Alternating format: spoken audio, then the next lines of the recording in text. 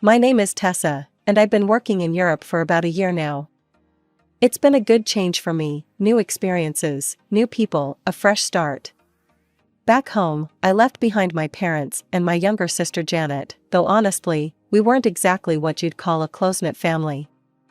Janet and I have this weird relationship, if you can even call it that. She's 8 years younger than me, which meant we were always at different stages of life. When I was dealing with high school drama, she was still playing with dolls. By the time she hit her teenage years, I was already out of college and focused on my career. We basically lived in different worlds, only crossing paths during family dinners and holidays. These days, our communication has dwindled to nothing more than exchanging happy birthday and Merry Christmas messages. Before moving abroad, I had my own place back home, a nice apartment that actually used to belong to my grandmother. It's funny how that came about. After college, I landed a good job in finance and started making decent money. 3 years into my career, I decided it was time to stop renting and buy my own place. That's when my parents mentioned the apartment my grandmother had left to Mom in her will. "We've been renting it out," Mom told me over dinner one night. "But if you're interested, we could sell it to you." The more I thought about it, the more perfect it seemed. I knew that apartment like the back of my hand, all those Sunday afternoons spent visiting Grandma, helping her water her beloved plants on the balcony, eating her famous chocolate chip cookies in the cozy kitchen. The price they offered was fair, and the location was great. So I bought it, paid them $120,000, and made it my home for the next 3 years. Then the opportunity in Europe came up. It was too good to pass up: better salary, chance to travel, new challenges. I kept the apartment, of course. It was my first real investment, and I figured I could always rent it out or come back to it someday. I was sitting at my desk in my Brussels apartment, going through some work emails, when my phone lit up with Janet's name. I actually did a double take. We hadn't had a real conversation in what felt like forever. For a moment, I just stared at the screen, wondering if something was wrong. "Hello?" I answered, trying to keep the surprise out of my voice. "Tessa, hi." Janet sounded cheerful, which was both relieving and confusing. "How are you? How's work going? Are you seeing anyone?" The questions came rapid fire, as if we were close sisters who regularly caught up on each other's lives. I told her about my job, mentioned that I was single but focusing on my career, and admitted I wasn't sure when I'd be coming back home. "That's actually perfect," Janet said, and I could hear the smile in her voice. "I just started college. Did Mom and Dad tell you?" "No, they didn't mention it," I replied. We hadn't talked much lately either. "Well, I did, and guess what? I talked to Mom and Dad, and they said I could stay in your apartment while I'm in college." "Isn't that great? It's only 2 blocks from campus, so I won't have to spend money on transportation. Plus, I won't have to pay rent, which is a huge help." I gripped my phone tighter, trying to process what I'd just heard. The casual way Janet announced her plans to move into my apartment made my blood boil. Taking a deep breath, I tried to keep my voice steady. "Janet, wait a minute," I cut into her enthusiastic planning. "You can't just decide to move in there. You should have asked me about this first, not Mom and Dad." "Asked you?" Janet sounded genuinely confused. "Why?" "Mom and Dad already said it was fine." I pinched the bridge of my nose, fighting back my growing frustration. "Because you need my permission, not theirs. You can't just move in there because they said so." "But they said." "I don't care what they said," I snapped, then immediately regretted my tone. I softened my voice slightly. "Look, Janet, I appreciate that you're trying to figure out your living situation, but this isn't going to work." There was a pause on the other end of the line. When Janet spoke again, her voice had that same maddeningly calm tone our mother used when she thought she was being reasonable. "I don't see why not. You're in Europe, the apartment is just sitting there empty." "It's not sitting empty," I corrected her. "And what happens when I decide to come home? I could return from Europe at any time. Where am I supposed to live then?" Janet let out a small laugh that made my jaw clench. Oh, come on, Tessa. You make really good money at your job. If you come back, you can just rent another place. It's not like you can't afford it. I sat there in stunned silence. The sheer audacity of her suggestion, that I should rent another apartment while she lived rent-free in mine, left me speechless for a moment. The assumption that because I had a good job, I should just give up my home to her, it was unbelievable. No, I said firmly, my voice cold. Absolutely not. I'm not going to rent another place just so you can live there for free. This isn't happening, Janet. But Mom and Dad. I don't care what Mom and Dad said, I nearly shouted. The answer is no. Without waiting for her response, I hung up the phone. My hands were shaking as I set it down on my desk. I spent the next few hours trying to distract myself with work, but I couldn't focus. The conversation with Janet kept replaying in my head. I knew it wasn't over. In our family, nothing ever ended with just one conversation. Sure enough, just as I was heating up leftovers for dinner, my phone started buzzing. Mom's name flashed across the screen. I let it ring twice, taking deep breaths and preparing myself for what was coming. Finally, I answered. Hello? Tessa. My mother's voice had that particular tone I knew all too well, the one that meant I was in trouble, like I was still a teenager who'd broken curfew. We need to talk about what happened with Janet. I moved to my couch, abandoning my dinner. Yeah, I guess we do. I don't understand why you're being so difficult about this, she started in. You shouldn't treat your sister like this. She's family. It's just for a little while she's in college. Nothing terrible will happen if Janet stays in the apartment. I ran my fingers through my hair, fighting to keep my voice level. Mom, I can't just let her move in there. What happens when she doesn't want to leave? I'm not going to end up fighting with my sister to get her out of my apartment. Oh, don't be dramatic, Mom scoffed. That won't happen. You don't know that, I countered. Besides, why can't you guys help her rent her own place? Why does it have to be my apartment?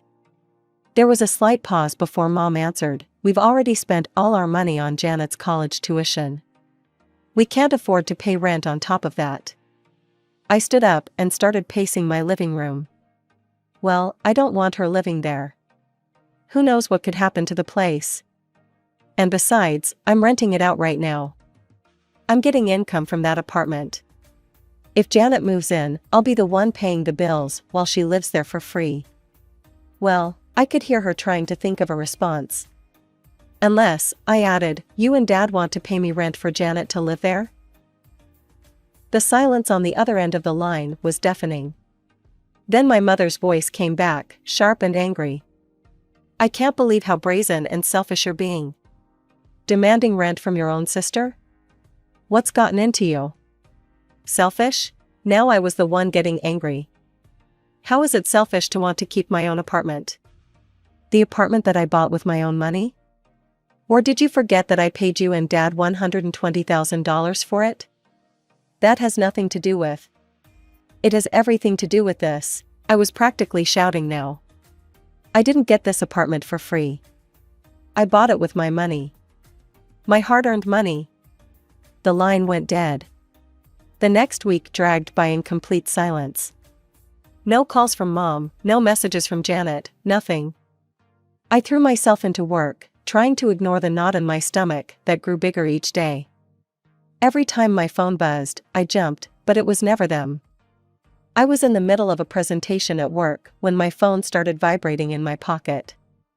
I ignored it, but whoever it was called 3 more times. During my lunch break, I finally checked. It was Aunt Sarah, Mom's sister.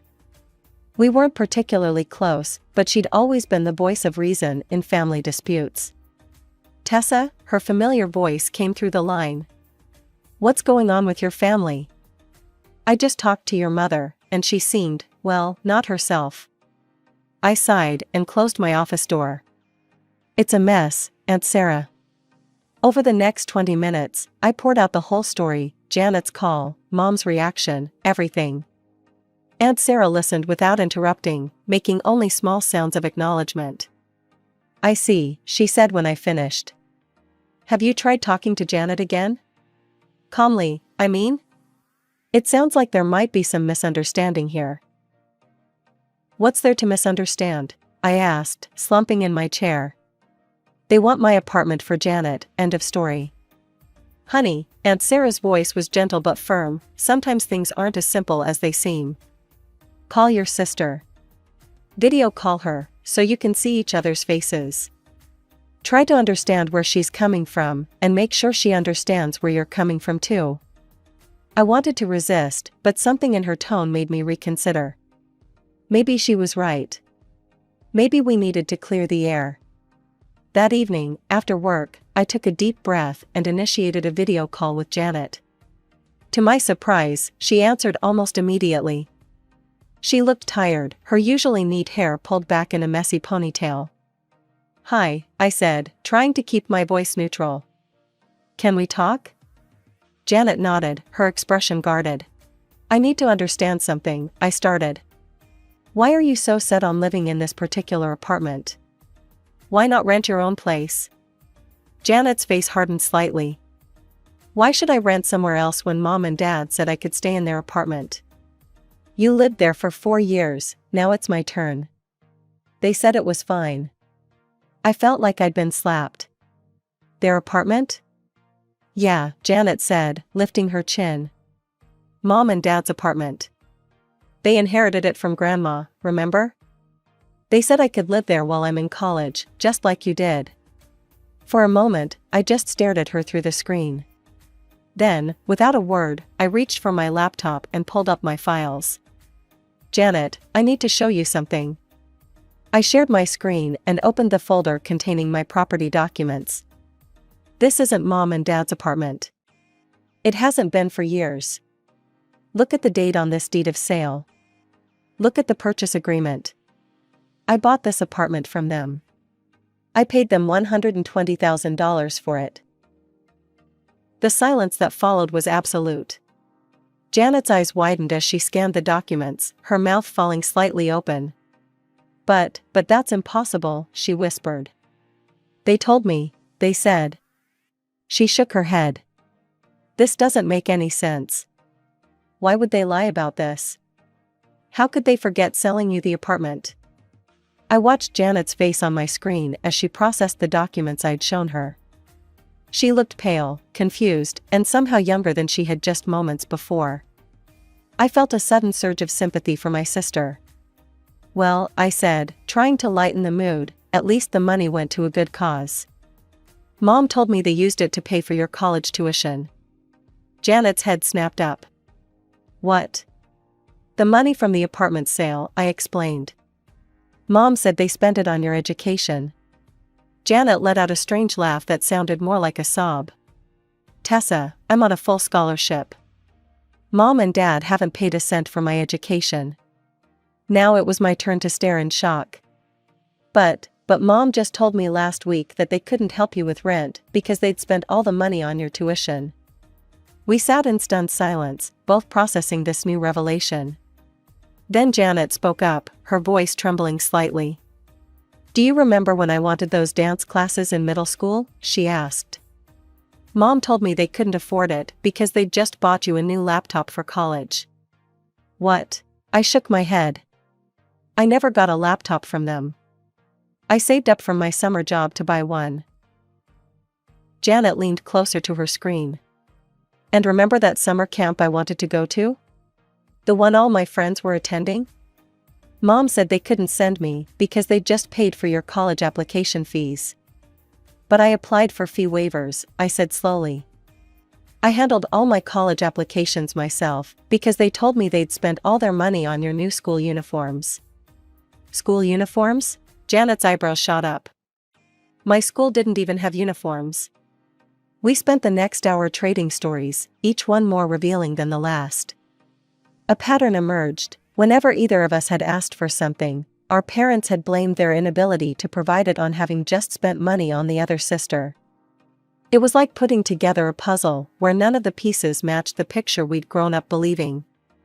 The next morning, I called Aunt Sarah. My head was spinning from everything Janet and I had discovered, and I needed someone else's perspective. "Aunt Sarah," I said as soon as she answered, "I talked to Janet last night. We found out that Mom and Dad have been lying to us. For years. They'd tell each one of us they couldn't buy something because they'd spent money on the other, but none of it was true. They told Janet the apartment was still theirs when they'd sold it to me years ago. They told me they spent the money from the sale on Janet's college, but she's on scholarship. Nothing adds up." I heard Aunt Sarah take a deep breath on the other end of the line. When she spoke, her voice was heavy with what sounded like long-held guilt. "Tessa, honey, sit down. There's something I need to tell you about your parents. Something I should have told you years ago. I didn't want to cause problems in the family, but, well, I think it's time you knew the truth about how your parents really treated you and your sister."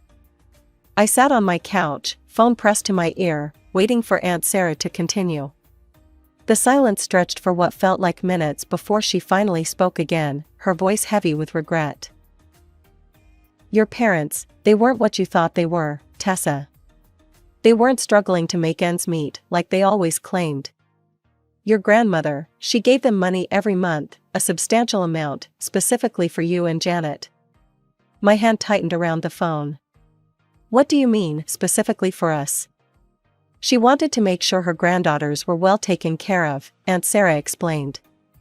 "But your parents, they spent that money on themselves instead. The bare minimum went to you girls.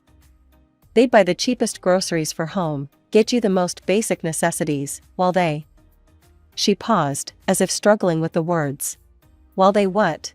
I prompted, though part of me didn't want to know. "While they lived like royalty, behind everyone's backs. They were always eating at expensive restaurants, shopping at high-end stores. And those trips they took? 2 or 3 times a year? Their business trips?" I felt my stomach drop. Mom and Dad always said they had to travel for work. There were no business trips, Tessa. They were luxury vacations. They'd leave you girls with your grandmother, telling her they were going somewhere with an unsuitable climate for children. In reality, they were staying at 5-star resorts, going on cruises, living it up while you and Janet stayed behind. Memories started flooding back, all those times they'd drop us off at Grandma's, their matching designer suitcases in the car trunk. I remembered how excited they'd always looked before these business trips, how they'd come back tanned and relaxed. It all made horrible sense now. "How did you find out?" I managed to ask. Aunt Sarah sighed deeply. "It was an accident. I ran into your mother at a restaurant one day, a very expensive one, when she was supposed to be on a business trip. She was wearing a brand new designer outfit, jewelry I'd never seen before. When I confronted her about it, she trailed off, and I could hear the pain in her voice when she continued. Your mother threatened me, Tessa. She said if I told your grandmother about any of this, she would turn her against me. She knew how to manipulate your grandmother, had her completely convinced that she could do no wrong. Your mother said she'd make sure I was cut out of the inheritance entirely. And you kept this secret all this time? I couldn't keep the accusation out of my voice. We had a huge fight about it, Aunt Sarah's voice cracked. Your mother and I didn't speak for years after that. And yes, I kept quiet. I'm so ashamed of that now, Tessa. I should have spoken up, should have done something. But I was afraid, and I'm so sorry. You and Janet deserved better than this. You deserved to know the truth. I sat in stunned silence as my aunt's revelations sank in. All those years, all those memories of careful budgeting and modest living, it had all been a lie. My parents hadn't been struggling, they'd been splurging. Just not on us. I can't believe this, I finally managed to say. We lived so frugally. Mom would spend hours cutting coupons, telling us we had to be careful with money. They never took us on a single vacation, not one. Everything Janet and I owned came from sale racks or discount stores. Even our groceries. I let out a bitter laugh. Mom would drive across town to shop at the cheaper supermarket, saying we had to watch every penny. I stood up and started pacing my apartment, too agitated to sit still. And you know what the worst part is? They made us feel guilty for wanting things. Normal things that kids want. They'd lecture us about being materialistic if we asked for new clothes or wanted to go on school trips. Tessa, Aunt Sarah started, but I couldn't stop now. And college. God, the college thing makes me so angry now. Do you know what they told me? From the time I was little, they drilled it into my head that they couldn't afford to help with college.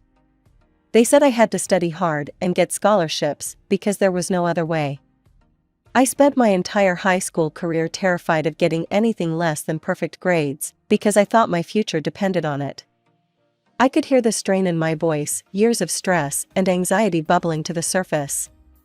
I worked so hard for those scholarships, Aunt Sarah. So did Janet. We both did.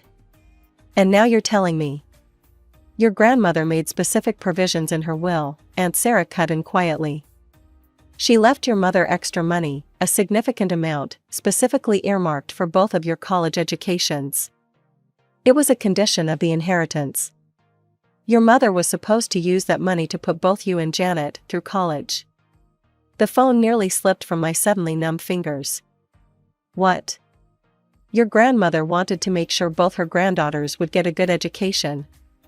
She knew how important that was. I sank back onto the couch, feeling like all the air had been knocked out of me. But Janet and I both went to college on scholarships.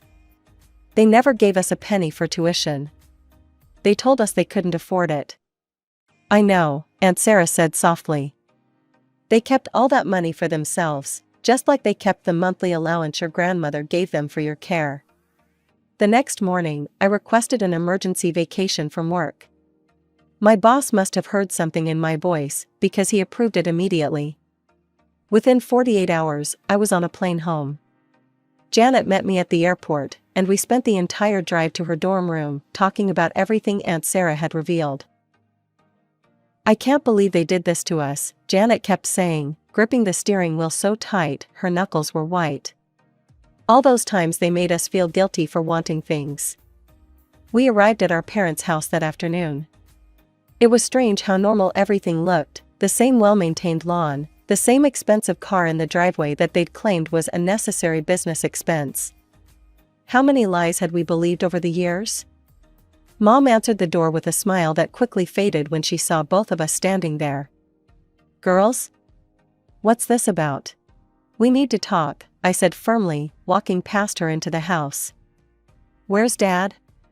In his study, she replied, following us as we made our way through the house. What's going on? We found Dad sitting at his desk, reading something on his tablet. He looked up in surprise as we all filed into the room. Well, this is unexpected. We know everything, I said, not bothering with pleasantries. About the money Grandma gave you for us every month. About the money she left specifically for our college education. About all of it. The temperature in the room seemed to drop several degrees. Mom's face went blank, while Dad slowly put down his tablet. Aunt Sarah told us, Janet added into the silence. About how you spent the money on yourselves. About your fancy restaurants and expensive vacations while we were eating budget groceries and shopping at discount stores. I expected denial.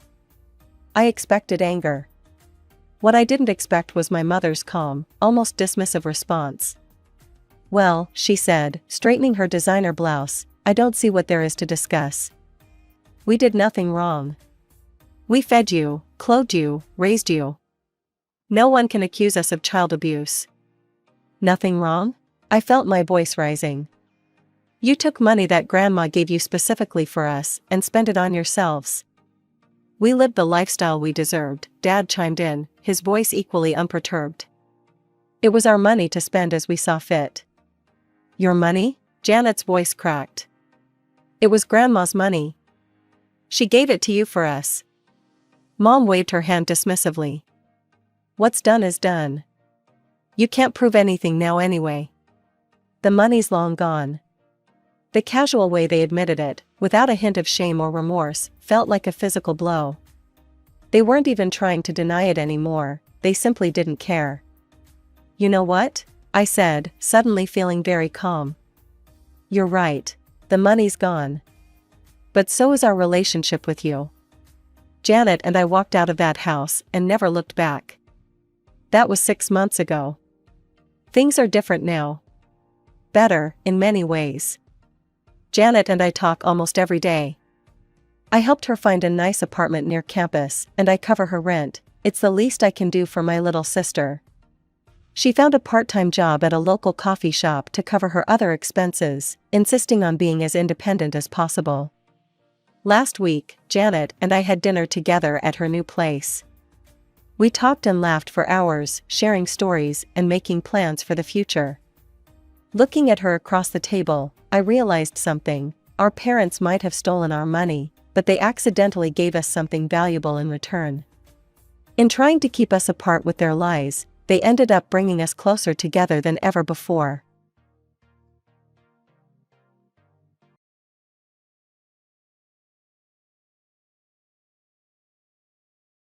Michelle, I didn't tell you, but from tomorrow, my parents will be living with us too. Living together without even discussing it? This house was bought by Richard, but isn't that a bit strange? Discussion isn't necessary. Living together is a settled matter. If you can't comply, then sleep outside, got it? On the day we moved into the house with a yard, Richard casually made this declaration. Looking down on his wife, he dumped all the troublesome matters onto me, including the care of his parents. Even the house hunting had been entirely left to me. Normally, one would lose their composure in such a situation. But I responded to him as if it were just a matter of business communication. "Okay, I'll sleep in the garden tonight, but don't regret whoever you sleep with, okay?" "Whoever I sleep with? What are you talking about? Are you cheating on me?" "Well, I don't mind, do whatever you want. Just don't come back into the house halfway through." At that moment, I smirked without my husband seeing. It was a certain thing that he would regret. I knew everything. The next day was a beautiful, cool, and pleasant morning. When Richard came to the garden, he looked puzzled, not just because I was sleeping in a sleeping bag, but also because a large tent was set up next to me. "What are you doing? Did you seriously sleep outside? What about it?" "You told me to sleep outside, Richard. But actually, it wasn't too bad with the camping sleeping bag and tent." "Why do you have a sleeping bag and tent? Did you even have time to prepare that?" In response to my husband's questioning, I could only return a mischievous smile. He seemed to realize something was off about my behavior, but he couldn't grasp the full extent of it. Truly, he was a fool. I had been preparing for this moment long before, and my preparations were not limited to just the sleeping bag and tent. There was no way my husband, who looked down on me, could ever have anticipated the extent of my planning. "Well, whatever. Hurry up and clean this up and prepare the food. It's embarrassing to have my wife sleeping outside in the garden." He had told me to sleep outside himself.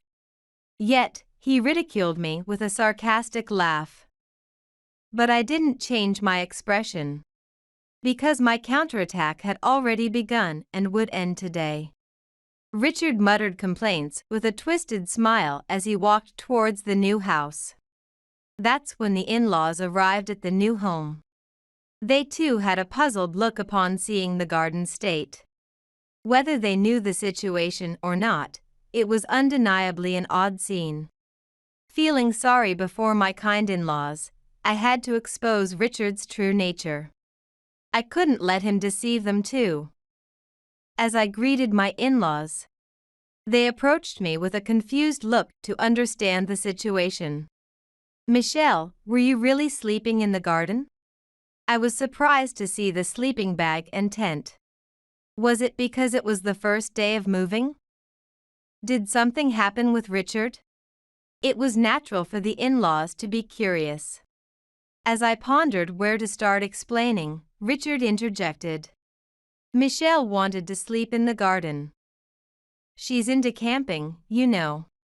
It's troublesome, especially right after moving. But I can understand, the backyard is spacious and seems good for a barbecue.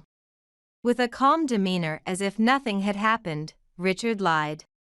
His natural act was so convincing that the in-laws quietly accepted his words.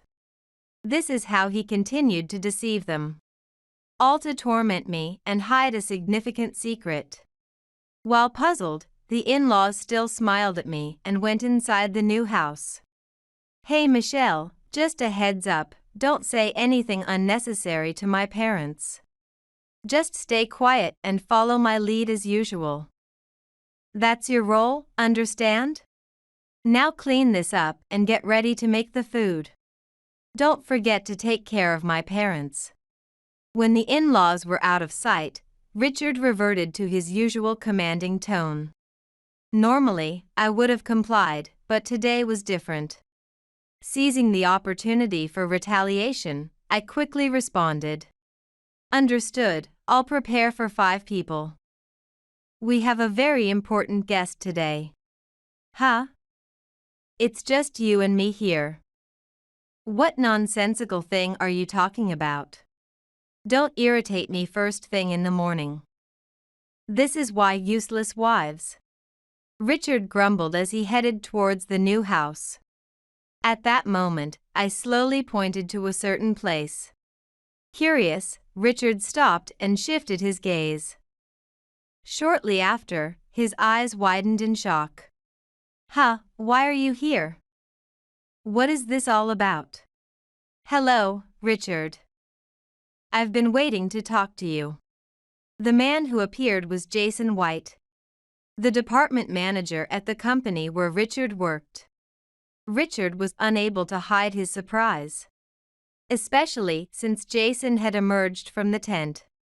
It must have been an incomprehensible situation for him. For a few seconds, silence enveloped the area.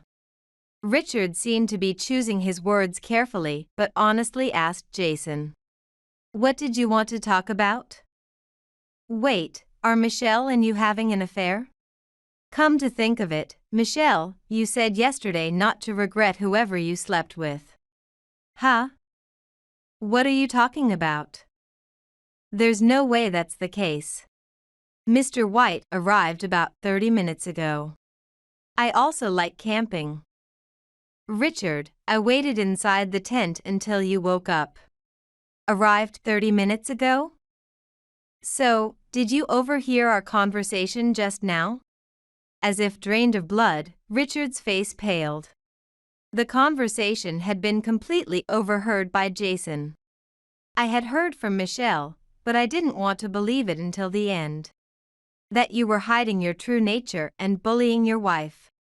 Jason spoke slowly and calmly, but his words were tinged with anger towards Richard.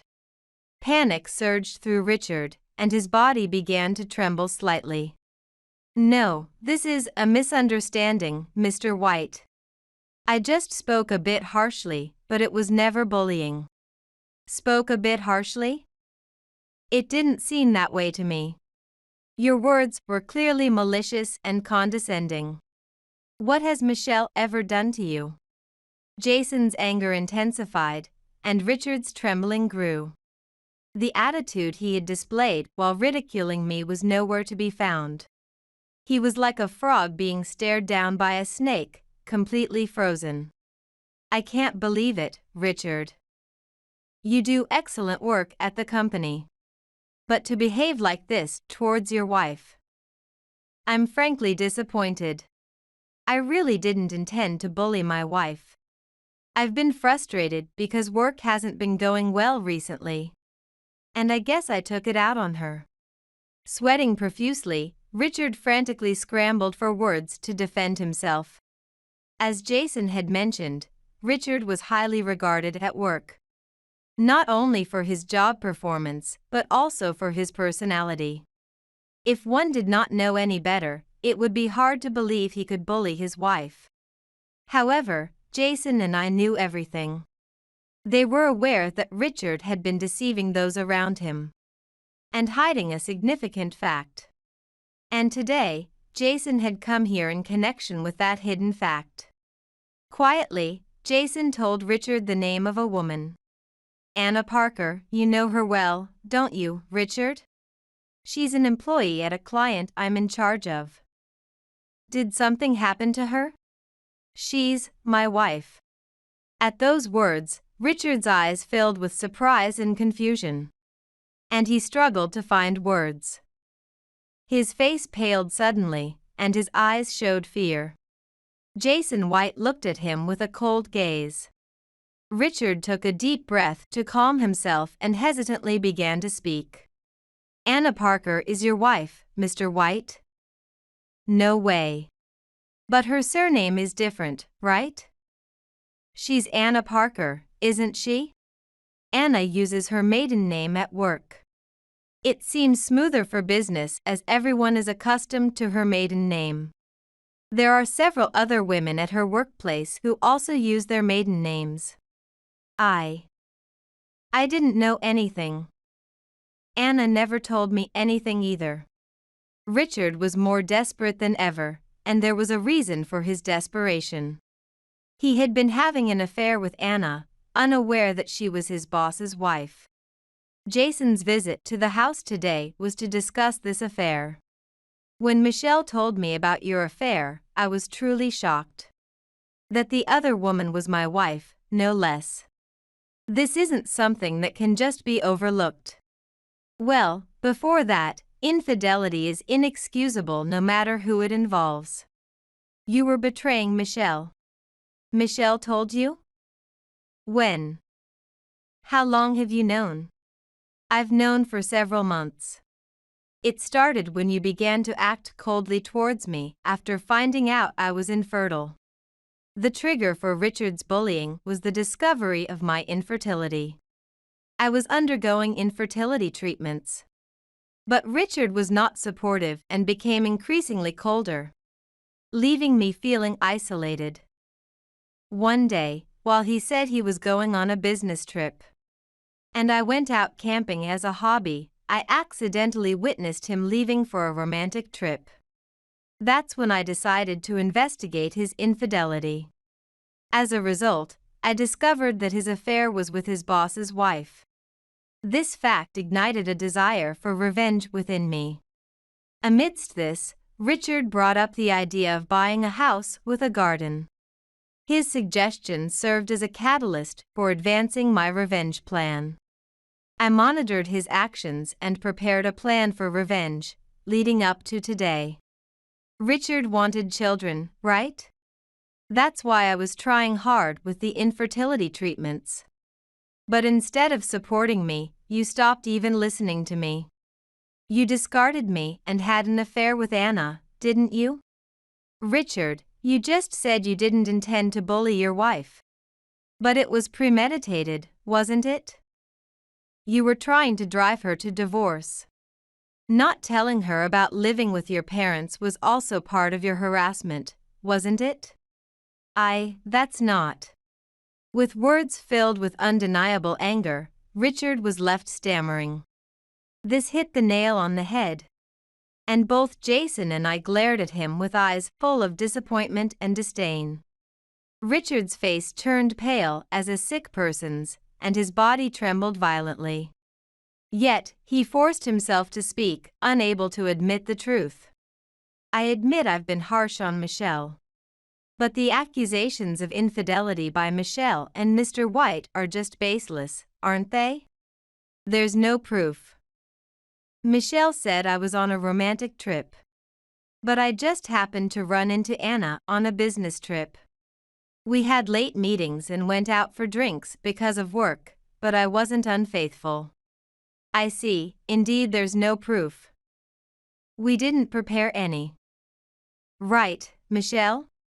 Yes, that's right. There's no proof. or rather, it's not needed. But Richard, you definitely were unfaithful. Just admit it honestly and apologize to Mr. White first. Michelle, cut it out. I didn't cheat. If you want to make me admit it, show me proof. Just because you've got Mr. White on your side doesn't mean you can boss me around. Richard yelled at me, losing all composure. His ferocity shook the air around us. It was proof that he was cornered, with no more room to hide his true nature.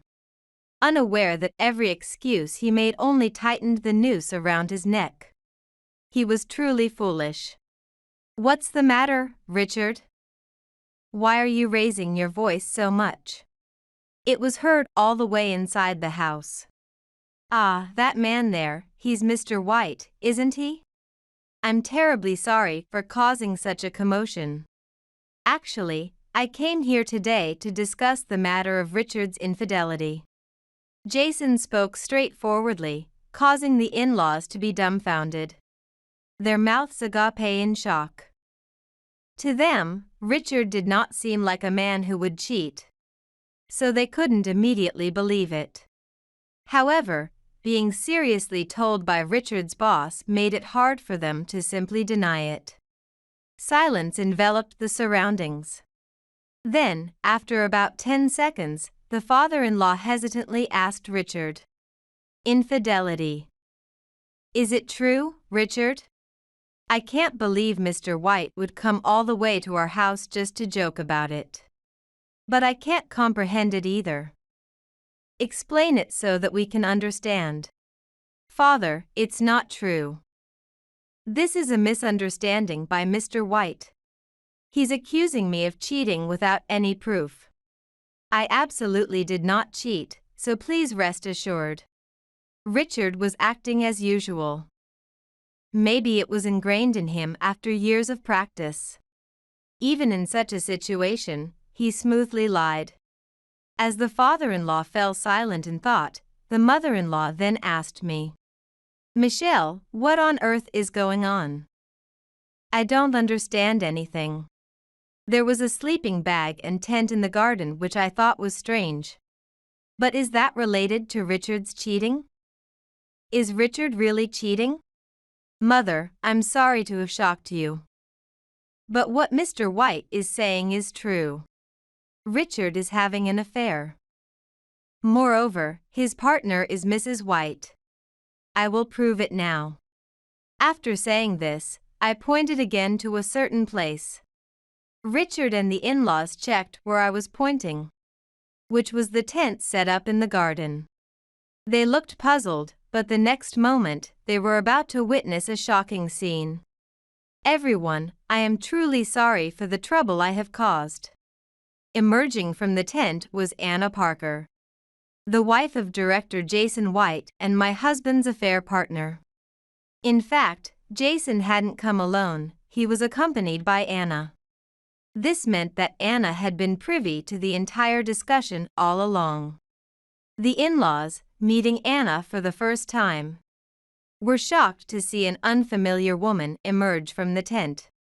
Meanwhile, my husband was utterly shaken to find his affair partner had been so close all this time. Richard, everything Michelle has said is correct.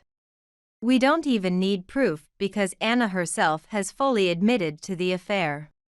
As a matter of fact, I do have evidence, but I chose not to present it. Having Anna confirm it was quicker, and I also wanted to see your reaction. Just as expected, you showed your true colors. Without even realizing you were sealing your own fate. Can you still make excuses, I wonder? My own Anna here with me. Michelle, how thoroughly prepared are you? By the way, Anna, have you told them everything? To my husband's question, Anna simply nodded quietly. Once again, my husband's body began to tremble, and the color drained from his face. Father, mother, as I was saying earlier, I have been subjected to bullying by Richard. I was also not informed about this living arrangement. The sleeping bag and tent set up in the garden were at Richard's command. He deemed me useless because of my infertility and chose to have an affair with Anna. I don't understand. Richard, you told us that Michelle proposed living together. And that's why we bought the new house. Michelle wanted to repay us. She said that changing the environment might help with the fertility treatments. Are you saying that was all a lie? Michelle was supposed to be supported by you, right? Far from supporting her, you were planning to discard her. And you deceived us too, Richard. I can't believe it. Disappointment and anger from the in-laws finally made my husband apologize. I'm truly sorry. I was shocked to find out about Michelle's infertility. Having children and living with them was also my dream. If I couldn't have children with Michelle, I thought I might have to remarry someone else. That's when I met Anna, and I thought she could fulfill my dream. I didn't mean any harm. Richard revealed his innermost thoughts while trembling, finally understanding that excuses wouldn't work anymore.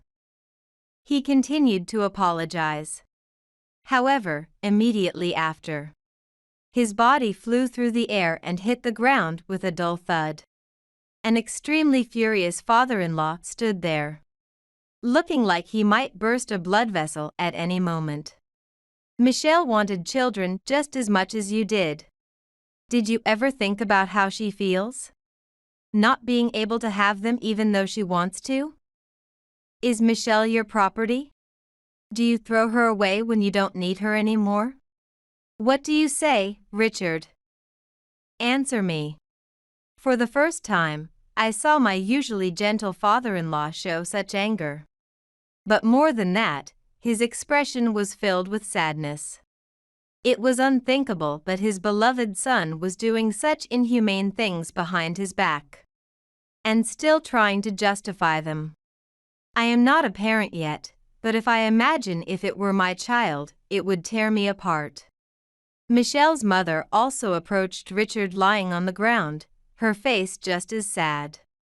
I couldn't bear to let them continue being deceived, even though it hurt the in-laws. Richard, lying on the ground, turned his gaze to me. While looking into his eyes, I delivered the prepared words. Richard, I will divorce you and also demand compensation for the mental anguish you caused me. At the same time, I presented the already filled-out divorce papers. Lying face down, Richard received them. All he could do now was accept everything and take responsibility. Yet, Richard made an unbelievable move even now. Father is right. Michelle is my property. I'm discarding her because she's no longer needed. And just to make it clear, it's not my fault. It's all Michelle's fault. If I had known about the infertility, I would never have married her. Finding out after getting married is almost like fraud. What compensation? You, being infertile, should be the one paying. Richard crumpled the divorce papers and threw them at my face. The papers hit my cheek and rolled on the ground. You, how dare you? Don't mess with me. Once again, the father-in-law grabbed Richard by the collar. He looked ready to beat him up, but I stopped him. Michelle, why stop? This can't be allowed. We shouldn't let him do whatever he wants. Yes, Father. I feel the same way. I have no intention of forgiving him. But your health is more important. I can't let you get hurt. Besides, Richard isn't even worth hitting now. Please leave the rest to me. My calm demeanor made the father-in-law quietly let go of Richard. I took a deep breath, then pulled out a piece of paper and told Richard. Infertility is all my fault? I should pay the compensation? Can you still say the same after seeing this? Richard was speechless as he received the paper. It contained results he had never anticipated. What, this is a lie. What is this? I'm infertile? I can't have children? Yes, the cause of the infertility was not me but Richard.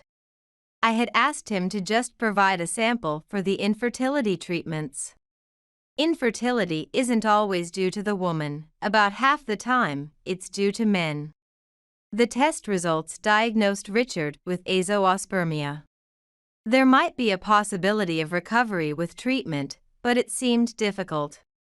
Of course, I tried to report this to him. But he was already absorbed in his affair and wouldn't even talk properly. Well, even if he wasn't having an affair, I don't know if he would have listened to me. He had that little interest and love for me. Ironically, this moment became one of the few times Richard faced me directly. I don't believe it. This must be some trick by Michelle, right? Trying to frame me is useless. I don't care if you don't believe it. You will understand eventually. All I want is to cut ties with Richard and have him receive the appropriate retribution. Please sign the divorce papers quickly. You really mean that? It's a lie. Tell me it's a lie. While holding his head, Richard kept looking over the test results again and again. Mr. White and the in-laws could only sigh deeply. Anna seemed to deeply regret it as well. Leaving Richard behind, we moved away from the new house, and Mr. and Mrs. White went home to discuss. The in-laws then deeply apologized to me. Even though we didn't know, we couldn't see Michelle suffering. We don't expect to be forgiven, but this is how it is. We'll do whatever we can for you. Even if you divorce Richard, we will always be on your side. We'll make sure he takes responsibility, so just wait. There's no need for you two to apologize. I was also at fault for not consulting sooner and just going along with it. I also nearly caused you both a lot of trouble. Actually, I revealed a fact I had kept from my in-laws. They were surprised but chuckled ruefully, muttering, "Richard brought this on himself," at my thorough preparation. Time passed, and after the divorce was finalized, I returned to my parents' home. It wasn't long before Richard, now my ex-husband, started bombarding me with calls. Of course, I knew why he was calling. So I deliberately ignored his calls a few times before finally answering. "What do you want, Richard?" "We're divorced now, so why are you calling?" "You finally answered. You knew I was calling and ignored me, right?" "Never mind that. I'm in real trouble right now.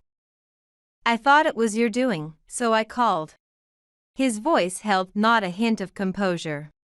Even over the phone, I could vividly imagine his frantic state. I almost laughed, thinking, he's finally noticed. I decided to play dumb while revealing the truth.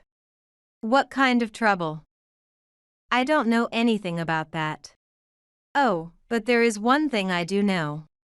The new house you bought turned out to be a defective property. I knew you knew it. Don't mess with me.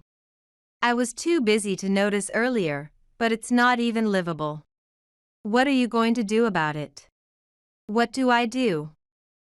"I'm not doing anything. And it's not like you didn't notice because you were busy. You dumped the house hunting on me, remember? You were too late to notice because it was all on me, right? I just followed your instructions to find a house. You were the one who decided to buy it in the end. Isn't it strange to complain to me about that, Richard?" When it came to buying the house with a yard, Richard made the decision on his own but left all the house hunting to me. At that point, I was already plotting revenge, which led me to ensure Richard would end up in a defective house. Identifying a defective property is easy with some internet research, checking for uneven floors, ceilings, and how the doors and windows function. I made a checklist and went to several viewings, choosing the property with the most issues marked. By Richard's reaction, it seemed my plan had worked. However, the one miscalculation was that Richard tried to move in with the in-laws without telling me. It was a close call that could have troubled the in-laws too. But now they live peacefully elsewhere without him. Michelle. I'm sorry for everything, so please help me out. I can't even think about moving because of the compensation payments. I had to quit my job, and there's the fertility treatment too. I really regret it. I should never have cheated. I should have cherished you more. So you finally realized it because you found out you're infertile? That's really funny. It's too late, everything is too late. All Richard can do now is regret and reflect, and start over. It doesn't involve me anymore. Wait, don't hang up. Weren't we married? Don't just abandon me like that. Anna has left me too. I've been disowned by my parents, and I don't have any relatives I can rely on. You're all I have left. Perhaps Richard truly was repentant at that moment, he certainly sounded desperate. But his desire to reconcile was for his own sake. In the end, he never thought about anyone but himself. After deceiving everyone around him, now he expects help in his time of need? I've never heard such a convenient story. I could have just hung up, but I felt compelled to say, Richard, I remember clearly what you said. A wife is an object I own. I'll discard her when I no longer need her. I really couldn't understand what you meant. Before being a wife, I'm a person. But now I think this, I don't need you in my life. It would be better if everyone abandoned you. My wish is for Richard to regret this for the rest of his life. Don't ever contact me again. Though I could still hear Richard's voice from the other end. I didn't care and hung up, blocking his number. He would surely learn that some actions in life are irreversible. As for me, I started living alone, working part-time, and enjoying my hobby of camping. Mr. White, having divorced as well, seemed to have more free time and joined me on camping trips. We've developed a relationship akin to comrades in arms, which I find quite comforting. Meanwhile, my in-laws continue to live peacefully, still showing concern for me. If you ever need anything, just tell us, they say with a smile. The in-laws who stood by me that day are genuinely warm and kind people. Seeing them, I'm reminded once again, marriage isn't about hierarchy. It's about standing side by side and supporting each other.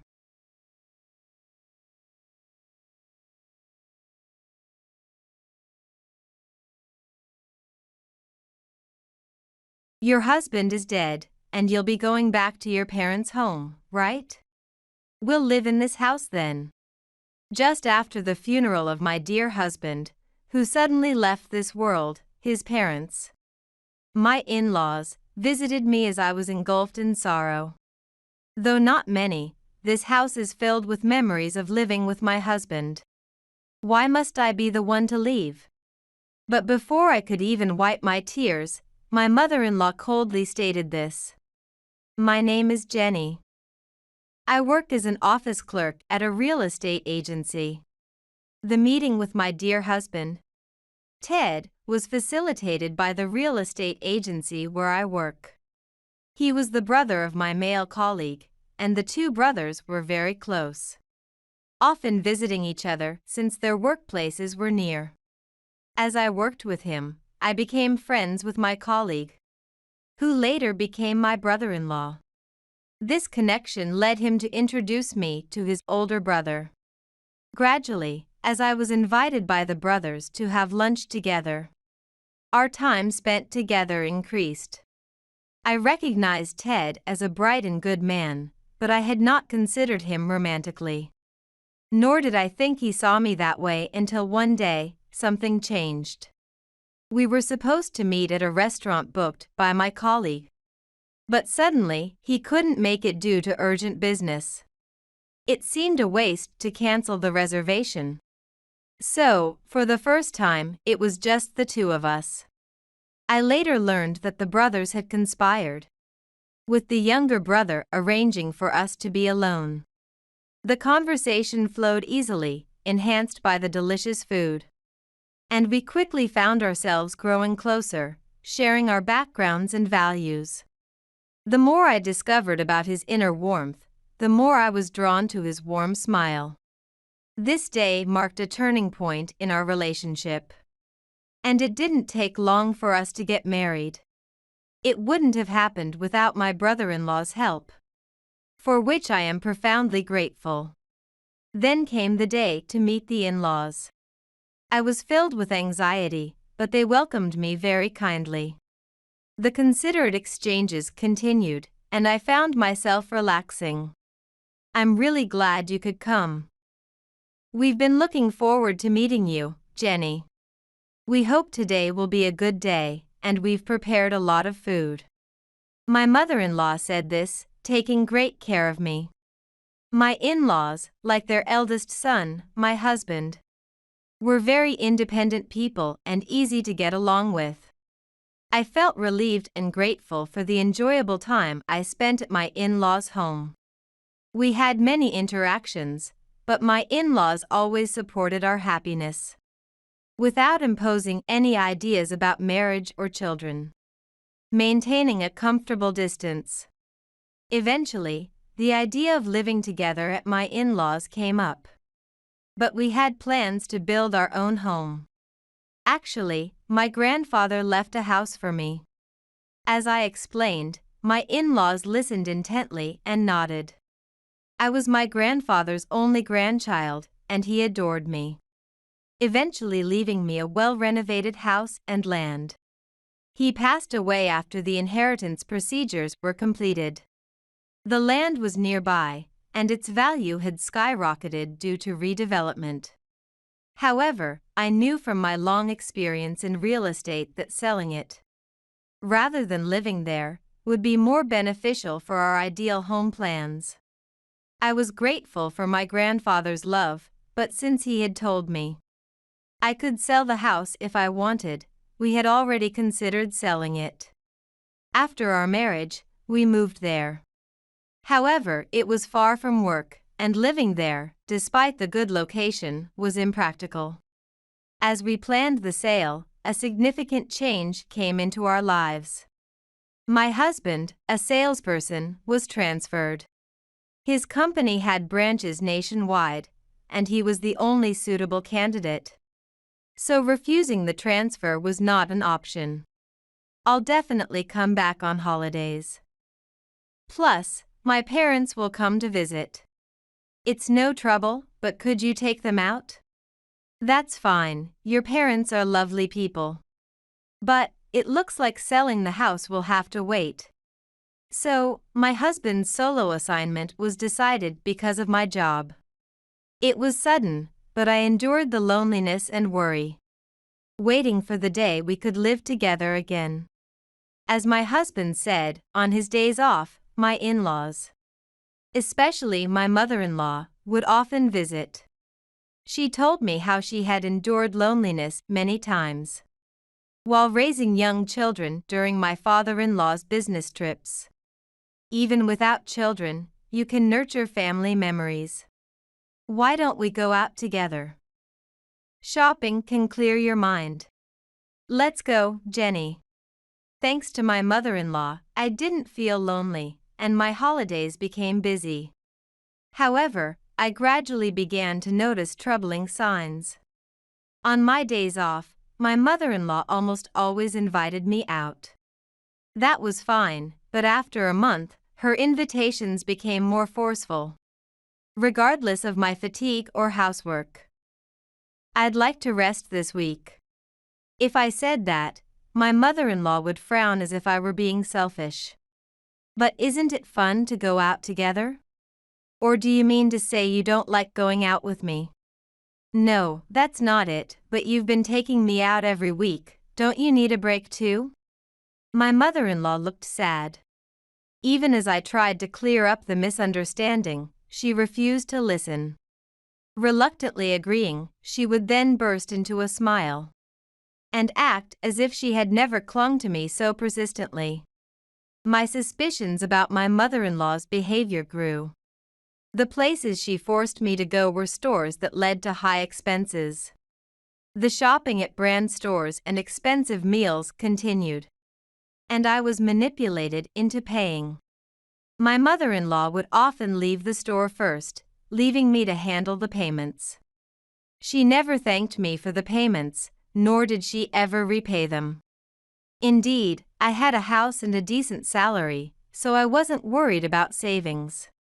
However, having always been frugal as a couple, I couldn't help feeling uncomfortable with my mother-in-law's extravagant behavior.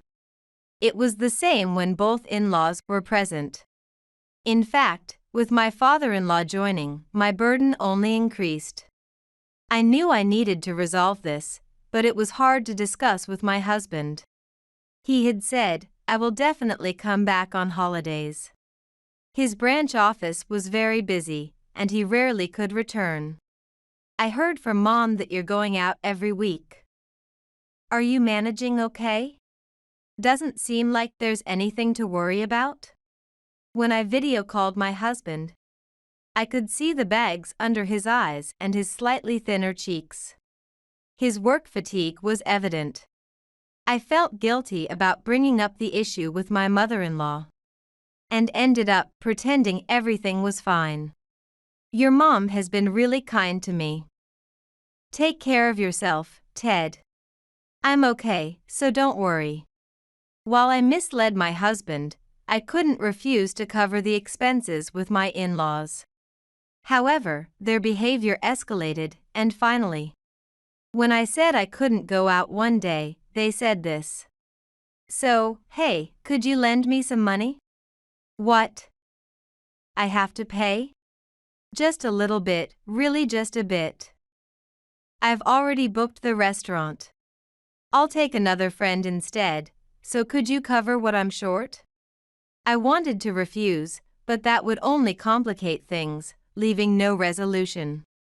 Resigned, I opened my wallet. But such attitudes were never shown in front of my husband. "Why don't you ask Ted?" I subtly probed my mother-in-law, to which she replied, "It would be shameful to ask Ted." She thought it was embarrassing to ask her eldest son, so it was fine to ask his wife for money. I had given up on my mother-in-law long ago, and her demands for money had become a routine matter. At least, if I gave her some pocket money, she would stop forcibly taking me out. I knew the problem had escalated, but I was too exhausted from the inability to converse with my mother-in-law. My mother-in-law's actions became increasingly inexplicable and bizarre. At times she would arrive unannounced and survey the inside and outside of the house as if licking every corner, making me feel like my home's privacy was being violated. "Are these furnishings left by Jenny's grandfather?" "They're wonderful. It's amazing that you can afford such luxurious items." Some of the furniture that remained was antique, favored by my grandfather. My mother-in-law seemed to like them, often coming over and admiring them as if they were her own. "This is mine and my husband's house." I began to consider opening up about my mother-in-law's behavior. My husband might be surprised, but how wonderful it would be if we could think of a way to handle her together. Her actions are not pleasant. Invading privacy, even if we are in-laws, is wrong. However, at the same time, the duration of my husband's solo assignment was determined. If I could just bear it a little longer, he would return, and the in-laws mooching for money would end. A faint hope sprouted in my heart. My husband was working hard every day, so I just had to endure a little longer. I eagerly awaited my reunion with my husband, but the situation took an unexpected turn. What? Ted collapsed and is in the hospital? My mind went blank. The call came from a colleague at his place of assignment, and I hurried to the hospital. Perhaps due to his hectic schedule, he had suddenly suffered a heart attack. Ted was rushed by ambulance, but it was too late, and my gentle husband, whose health was his asset, passed away from a heart attack that no one could have anticipated. I couldn't accept the reality as I faced the funeral. I don't remember much due to the overwhelming sense of loss. My brother-in-law rushed over, handling most of the tasks. I'm sorry. You've lost your brother, yet you're helping me so much. It's my brother's funeral, of course I'd help. Besides, is everything okay with the land? Is the house ready? As we tidied up after the funeral, I talked with my brother-in-law and nodded, replying, all set. A few days after my husband's funeral, my in-laws came to the house together. It was clear they weren't here to console me. It's a pity about our son, but we're here, so don't worry. My mother-in-law's face oddly grinned. More shockingly, she had arranged a truck, and it was packed with furniture and belongings from the in-laws' house. I was too stunned and confused to speak. This looked unmistakably like a move. My in-laws were planning to move in without any discussion. What made them think this was acceptable? But the answer was clear. Are you after our land? Despite my confusion, I voiced the concern that had been in my heart. My mother-in-law smiled coldly. The land value has shot up quite a bit. We've had our eyes on this house for a long time. In fact, you got married to our son because of this inheritance. We allowed the marriage because you inherited it. I was overwhelmed with despair, at a loss for words. Are you saying you and I will live together? What? Don't say something stupid. As I asked confusedly, my mother-in-law's eyebrows rose. Ted's death was unexpected, but it seemed that even if he hadn't died, my mother-in-law intended to take over this house. My in-laws planned to oust me and take over the land themselves. They apparently assumed I would leave the house because my son had died. Your husband is dead, and you'll go back to your parents' house, right? This house will be empty, and it'd be sad, so we'll live here. That's why I'm telling you not to worry. My mother-in-law's grin twisted. I felt fear, but pointed out her mistake. The house has already been sold, though. I held back laughter at my mother-in-law's misunderstanding, unable to fully hide a smirk. In response, my mother-in-law froze. Just then, a different moving truck arrived.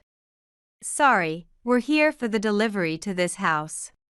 A robust mover got out of the truck, and since another company's truck was there, he came to check with us.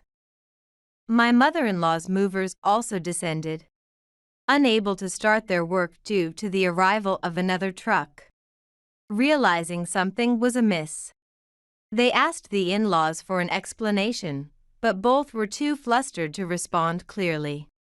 Arguing with everyone there wouldn't solve anything. Seeing my panicking in-laws, I began to regain my composure and briskly directed the movers. This house has already been sold and the contract is finalized. A new family is moving in. So you can't bring their belongings into someone else's home, right? As the movers were shocked, a luxury car arrived, carrying a wealthy-looking couple and their children. The land was no longer mine, they were the new owners. My in-laws were even more confused, unable to grasp what was happening. Please move the truck quickly, the new residents need to start their work. After managing to get my mother-in-law's truck to leave, the movers began their work immediately, following the planned procedure to bring in brand new furniture. My in-laws, unable to accept this, started pressing me at the doorstep. The husband, the buyer, had his family take refuge in the car and came over to confront us, starting another round of confusion. Who are these people? We've bought this house. Please send the truck back quickly. I hadn't expected my in-laws to visit, so I apologized profusely to the buyers to soothe their annoyance. But my in-laws weren't leaving. Instead, they pushed past us into the house. Naturally, the inside of the house had changed completely. None of the furniture my husband and I had used remained. My mother-in-law was shocked by the sight and began to scream. What is this? The house is empty. All the antique furniture and lighting I liked are gone. What's going on? She couldn't understand what was happening and was outraged. When the residents finally shouted, "I'll call the police," my father-in-law, who had been flustered, ran and dragged my mother-in-law away to retreat. Once we moved away from the scene, my heated mother-in-law quieted down somewhat. First, I apologized to the residents, told that problems might still arise. I took down the in-laws' names and addresses to get some relief. Despite feeling a strong sense of fatigue, I still had explanations to give to my in-laws. I returned to them and calmly informed them that the move had been completed just days before my husband passed away. This house was always planned to be sold with the land, so it went according to the original plan. The solo assignment of my husband had put a temporary stop to it. But there was a reason things moved so smoothly afterward. My brother-in-law had backed our decision. I was bewildered by the change in my in-laws, who had even started asking for money. But I didn't want to worry my husband and couldn't discuss it with him, spending my days shut away. Noticing this, my brother-in-law came to my rescue. He had a bad relationship with his parents and had told me he'd help if I ever needed it. Not wanting to sour my marriage or my relationship with my in-laws, I trusted my brother-in-law, who promised to keep things confidential, and decided to confide everything. Upon hearing it, he was furious with our parents. As my husband's brother and my colleague, he understood their scheming well. For him, his brother Ted was his only family, and as Ted's wife, I was like family to him too. Our parents will eventually try to live in that house with you, or conveniently kick you both out to take it for themselves.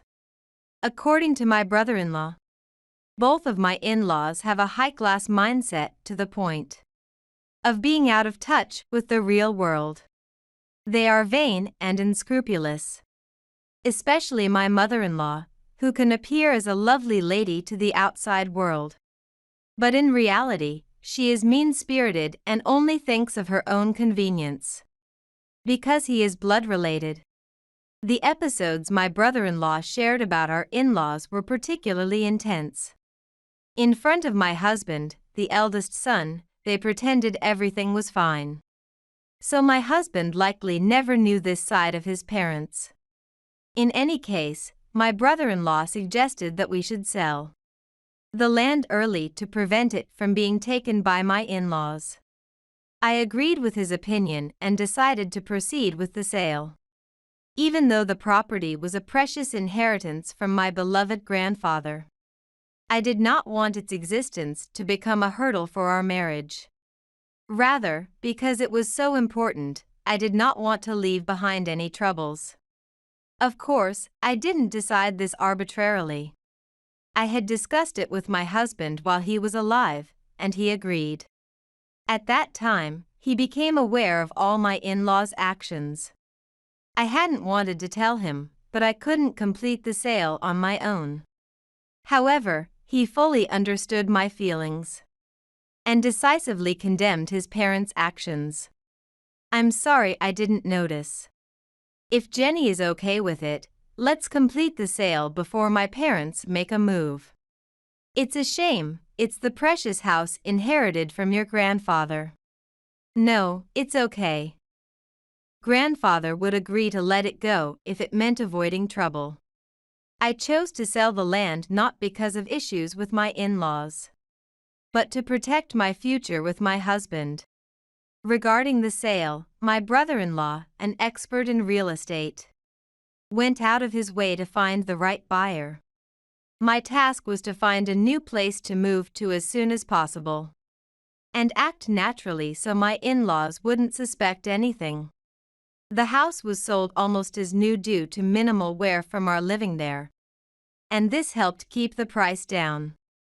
A buyer was found quickly, and the sale was completed smoothly. That was the family that had just arrived. I had originally planned to wait for Ted's return in our new home. He was pleased with the sale, and that was the only regret.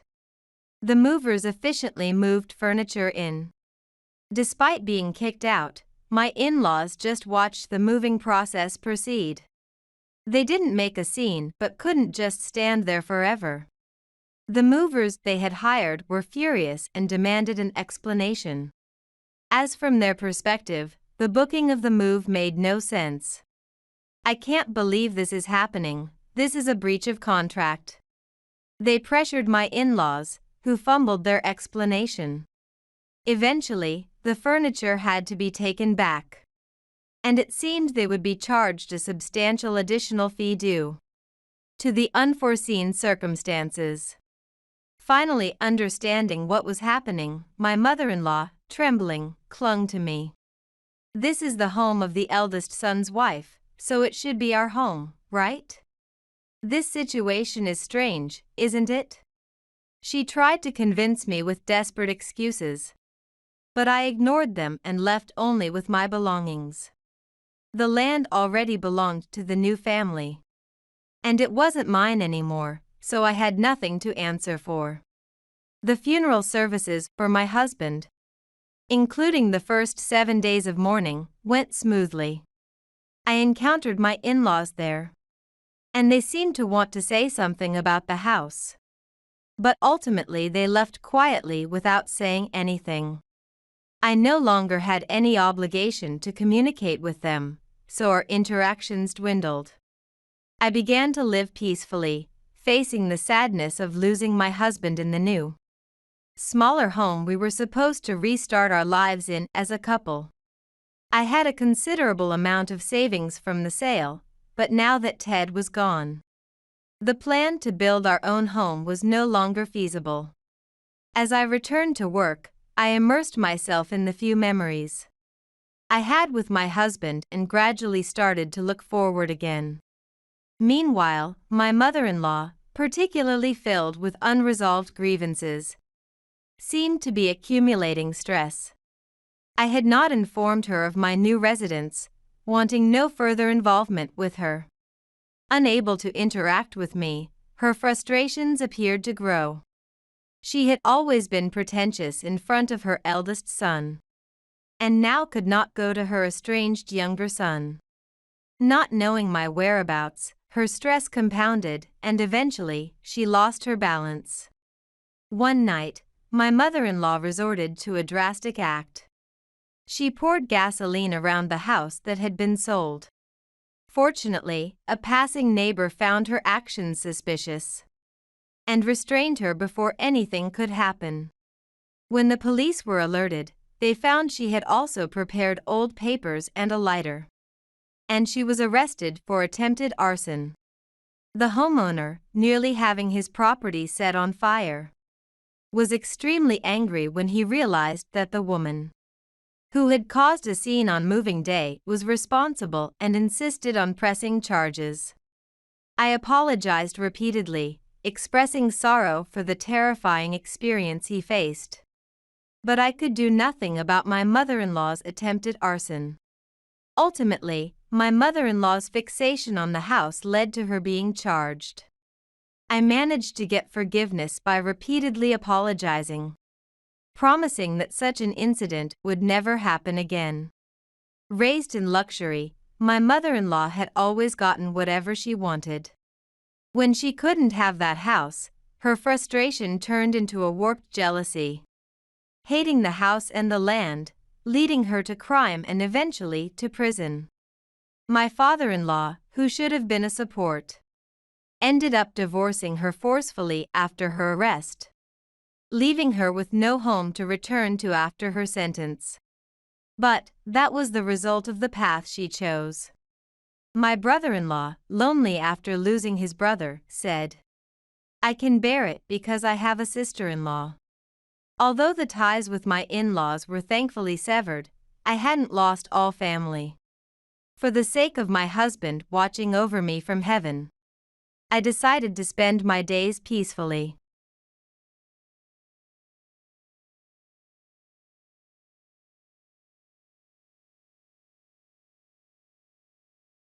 Please eat a lot. My mother-in-law said this with a smile, offering a plate in front of me. But I couldn't bring myself to accept it. Despite telling her that I have a severe egg allergy and can't eat eggs at all, she tries every trick in the book to feed them to me. Eating them could endanger my life. I tried to refuse, but she smiled brightly and said, "There are no eggs in this meal." Really? My name is Nicole. I'm a housewife living with my husband Patrick and our third-grade son Alex. We were living peacefully as a family of 3. But there was one thing I had to be careful about in my daily life. It is the fact that I have a severe egg allergy. When I was young, eating eggs caused hives all over my body and made the area around my mouth itch. After tests at the hospital, my allergy was confirmed. I tried eating a little bit under the doctor's instructions, but it didn't work. And although I was told that it might suddenly get better as I got older, it never improved even into adulthood. Therefore, I always have to be careful not to eat eggs. Having an allergy is not a bad thing, but it can be slightly inconvenient in daily life. When going out to eat, I have to look for restaurants that serve dishes without eggs, which makes me feel like I'm troubling my friends who dine with me, making it a bit of a hassle. My husband understands this and has said, "It's tough when the allergy symptoms kick in. I'll help as much as I can to ensure you don't accidentally eat anything harmful." I felt very relieved by his support. He mentioned that he saw a classmate suffer from an allergic reaction when he was young and he couldn't forget it. Indeed, those who have seen an allergic reaction know how painful it can be. I prepare our meals at home, so I carefully separate my own food from that of my husband and son to avoid mistakes. When we dine out, my husband actively checks with the staff if the dishes contain eggs, which I appreciate very much. He said he doesn't want our son to grow up forcing someone with allergies to eat what they shouldn't.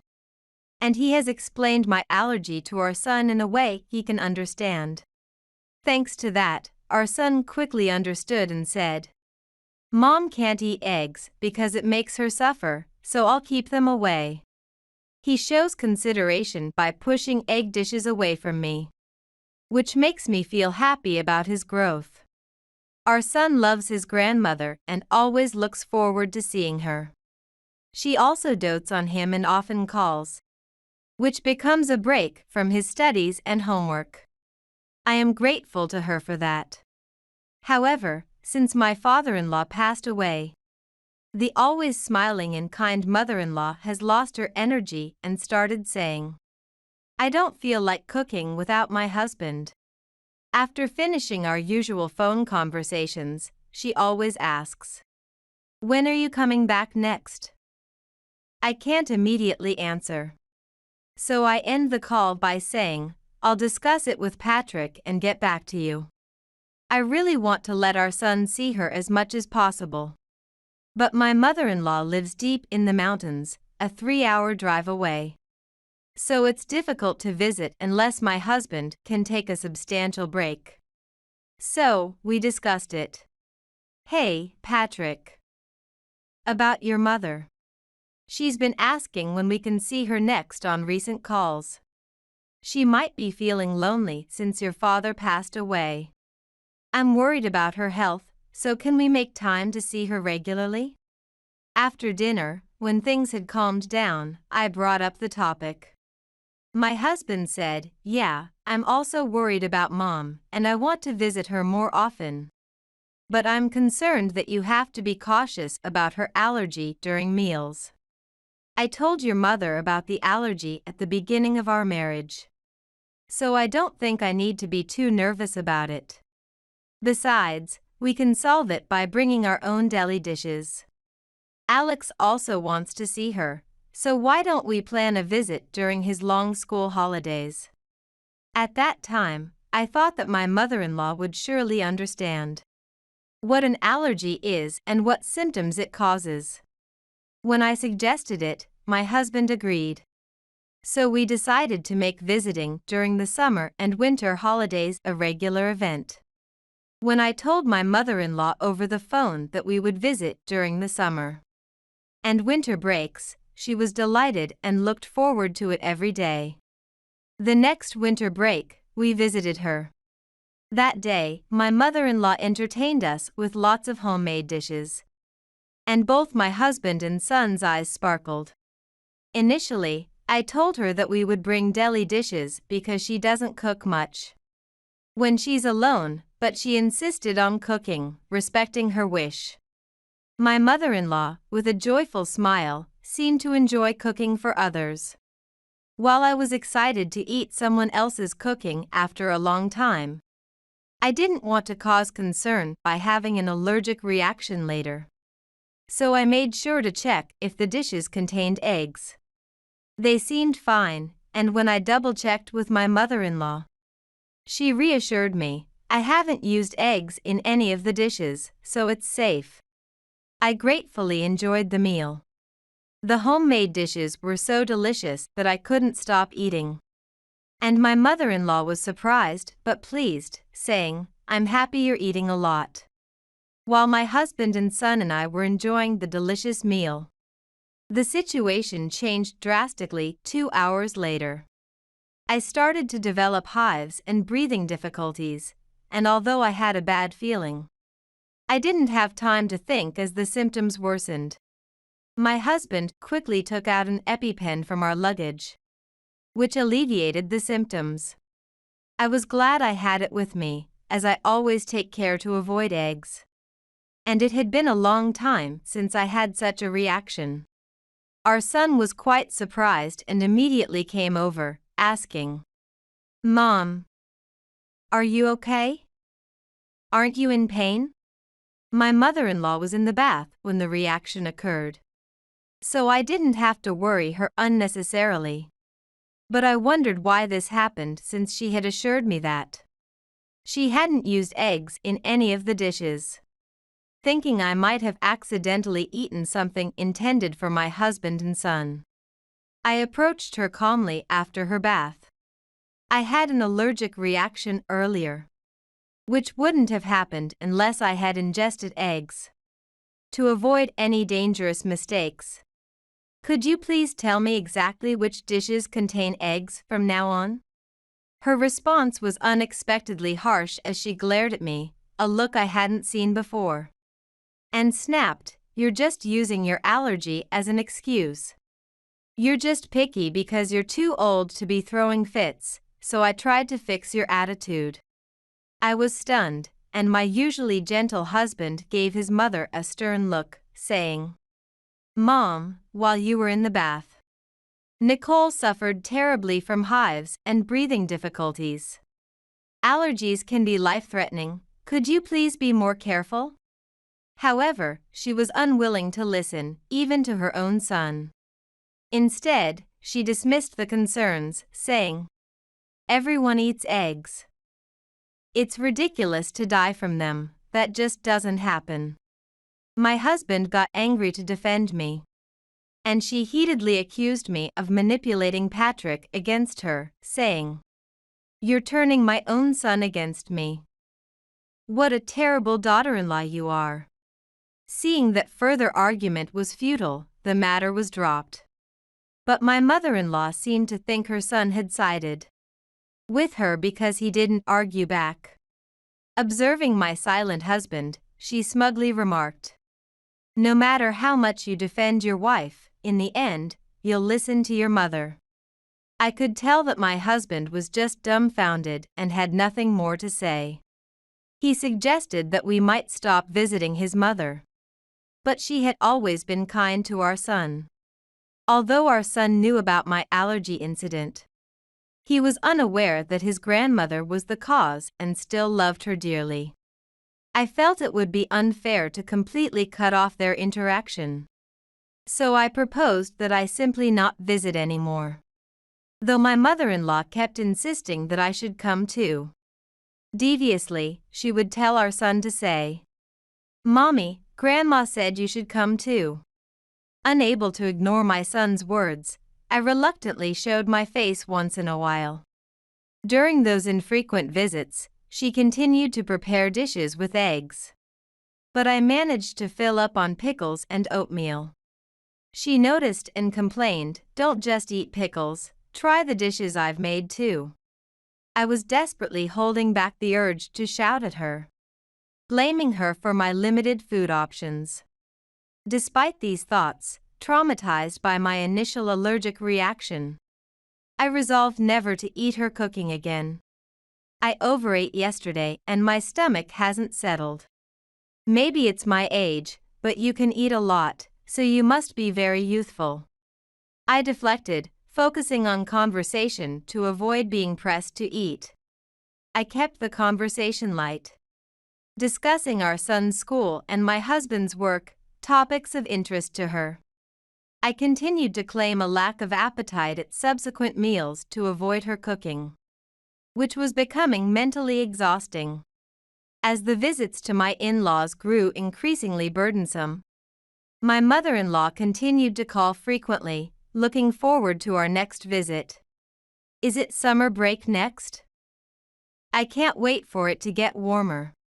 While I felt utterly fed up, I casually responded, "Spring will be here before you know it," dreading the countdown until our next obligatory visit.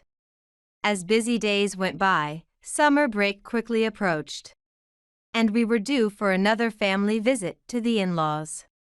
When we arrived, my mother-in-law greeted my husband and son enthusiastically at the door. "Welcome, Patrick, Alex," but she barely made eye contact with me. I couldn't understand why she would insist on inviting someone she disliked. Although she was still cold to me, she continued to dote on our son, which was enough for me. My son, excited to share his catch from a fishing trip with friends, brought shrimp as a gift for his grandmother. "Grandma, I caught these shrimp recently. It was my first catch, so I saved them to bring to you," he said as he handed them to her. Delighted, she exclaimed, "Oh, did Alex catch these? Amazing. Thank you," and happily took the shrimp to the kitchen. Usually eating only mountain-harvested foods, my mother-in-law was thrilled with the shrimp, a rare treat for her. Gifts from family were always appreciated, but something directly from her grandson seemed especially precious. I was relieved to see her smile. As she began preparing dinner, I followed her into the kitchen, boldly suggesting, "Mother-in-law, would you like some help cooking? I really enjoyed the meal last time and would love to learn your family recipes." While part of my intention was to learn from her culinary skills, my main goal was to ensure she didn't use eggs in my portion. However, my strategy fell flat as she promptly refused, saying, "I prefer to do the housework alone. I don't like my routine being disrupted, so please rest." Reluctantly backing down to avoid further annoyance, I left the kitchen. Once again, the atmosphere between us turned awkward. I planned to find an excuse not to eat dinner that evening. While pondering this, my mother-in-law approached and said, "Nicole, I'm sorry for scaring you with the egg dishes last time. I've been told off by Patrick because you always eat just pickles. I've made something different for you today, so it's safe. Eggs are definitely not included, so please eat with peace of mind. After saying that a bit abruptly, my mother-in-law quickly went back to the kitchen. Although I felt happy, I still couldn't trust her with the food, so I pretended to eat, saying, "Thank you for making a separate dish just for me. I'll enjoy it." And then discreetly passed it to my husband to eat. "It doesn't taste like eggs." My husband muttered softly, making sure his mother couldn't hear. Just to be sure, he went to check the kitchen and saw my mother-in-law taking a break, pulling tea out of the fridge.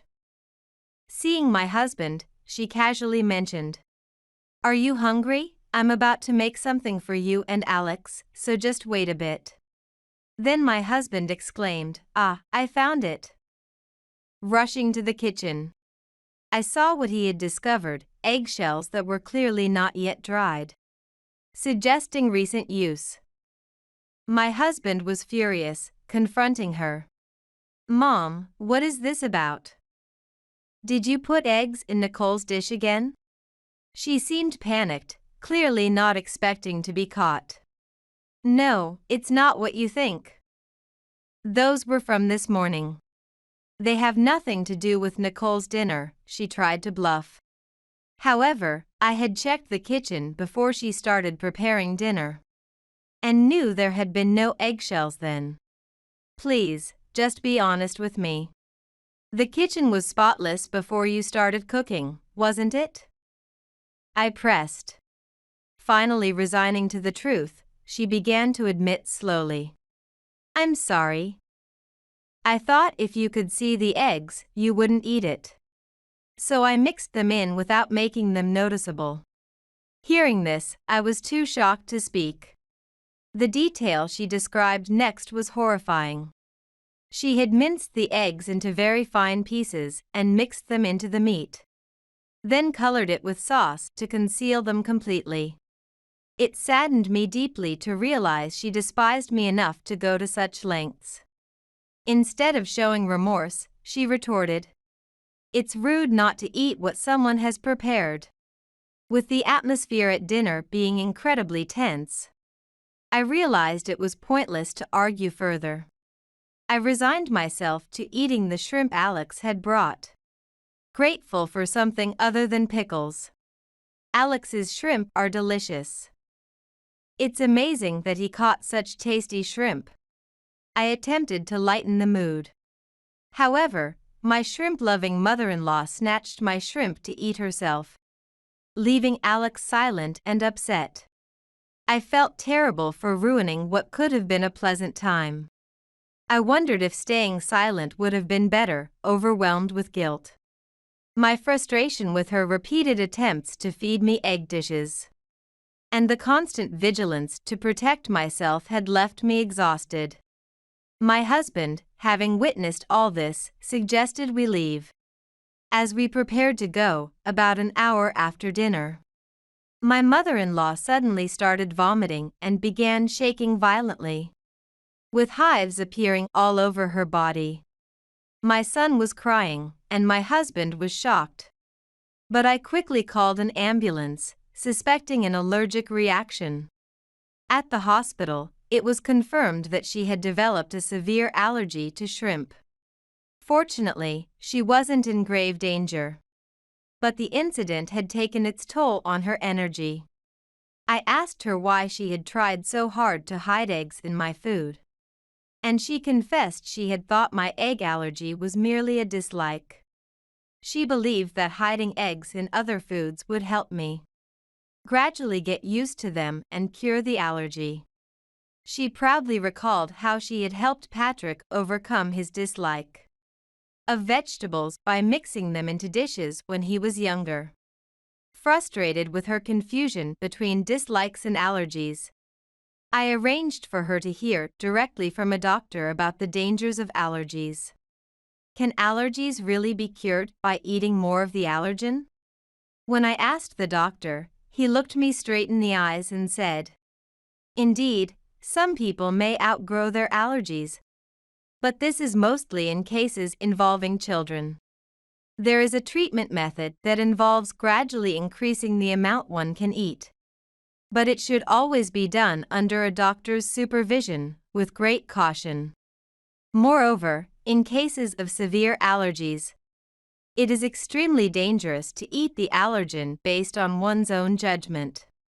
Glancing over at my mother-in-law, I noticed she was looking down guiltily. But I felt relieved that she finally understood. Following this, the doctor continued to educate her about allergies.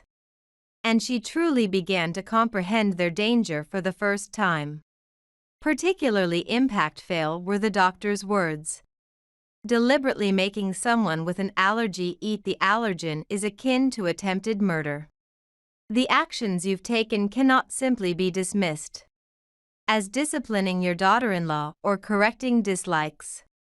What you've been doing was essentially trying to kill your daughter-in-law multiple times. These words seemed to deeply resonate with her, marking a significant change in her understanding and attitude.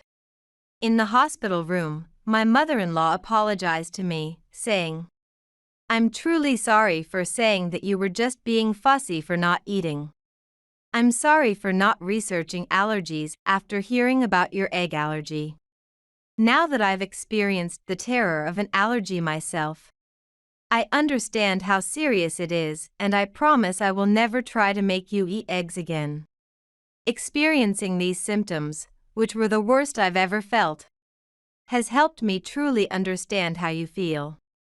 Having developed a severe shrimp allergy, which led her to vomit and almost faced death, she expressed regret for her past actions and apologized. Since then, my mother-in-law's harassment has stopped.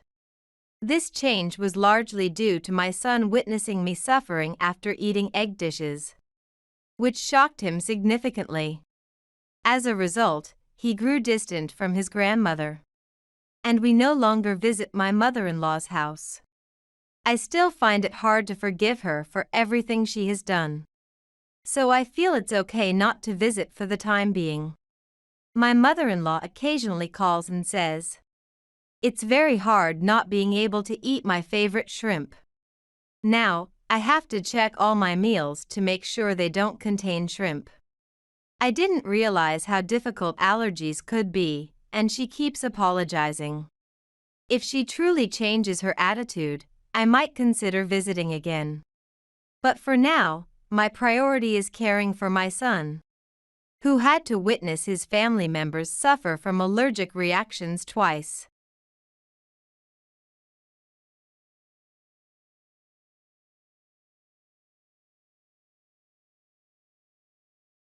The wife's money is the husband's money. It's common sense for a wife to serve her husband, right? So you'll be using your credit card for today's payment. If you don't obey silently, I'll divorce you. With a sinister smirk, my husband, Scott, whispered to me. He had booked a luxury restaurant without my knowledge and gathered 15 family members, insisting on paying with my credit card. That was a card he had stolen from me. It was an unbelievable situation, but I remained utterly calm. The wife's money is the husband's money? It's common sense for a wife to serve her husband? I've never heard such a thing, but it doesn't concern me, because I've been single for a month now. Huh? What nonsense are you talking about? When did we get divorced? Don't lie because you're upset. Well, you don't have to believe me. I'm just stating the facts. And I have one more important thing to tell you. The credit card you stole from me? It's already canceled. You really are foolish for booking a luxury restaurant without knowing that. Huh? Lindsay, are you making fun of me? I'll really divorce you. Scott yelled in anger, but I was still calm because I knew everything. Today, I would expose his true nature in front of our relatives. They were already murmuring, likely due to his loud voice. The in-laws approached us as representatives of the relatives, both wearing worried expressions. "What's wrong, Scott?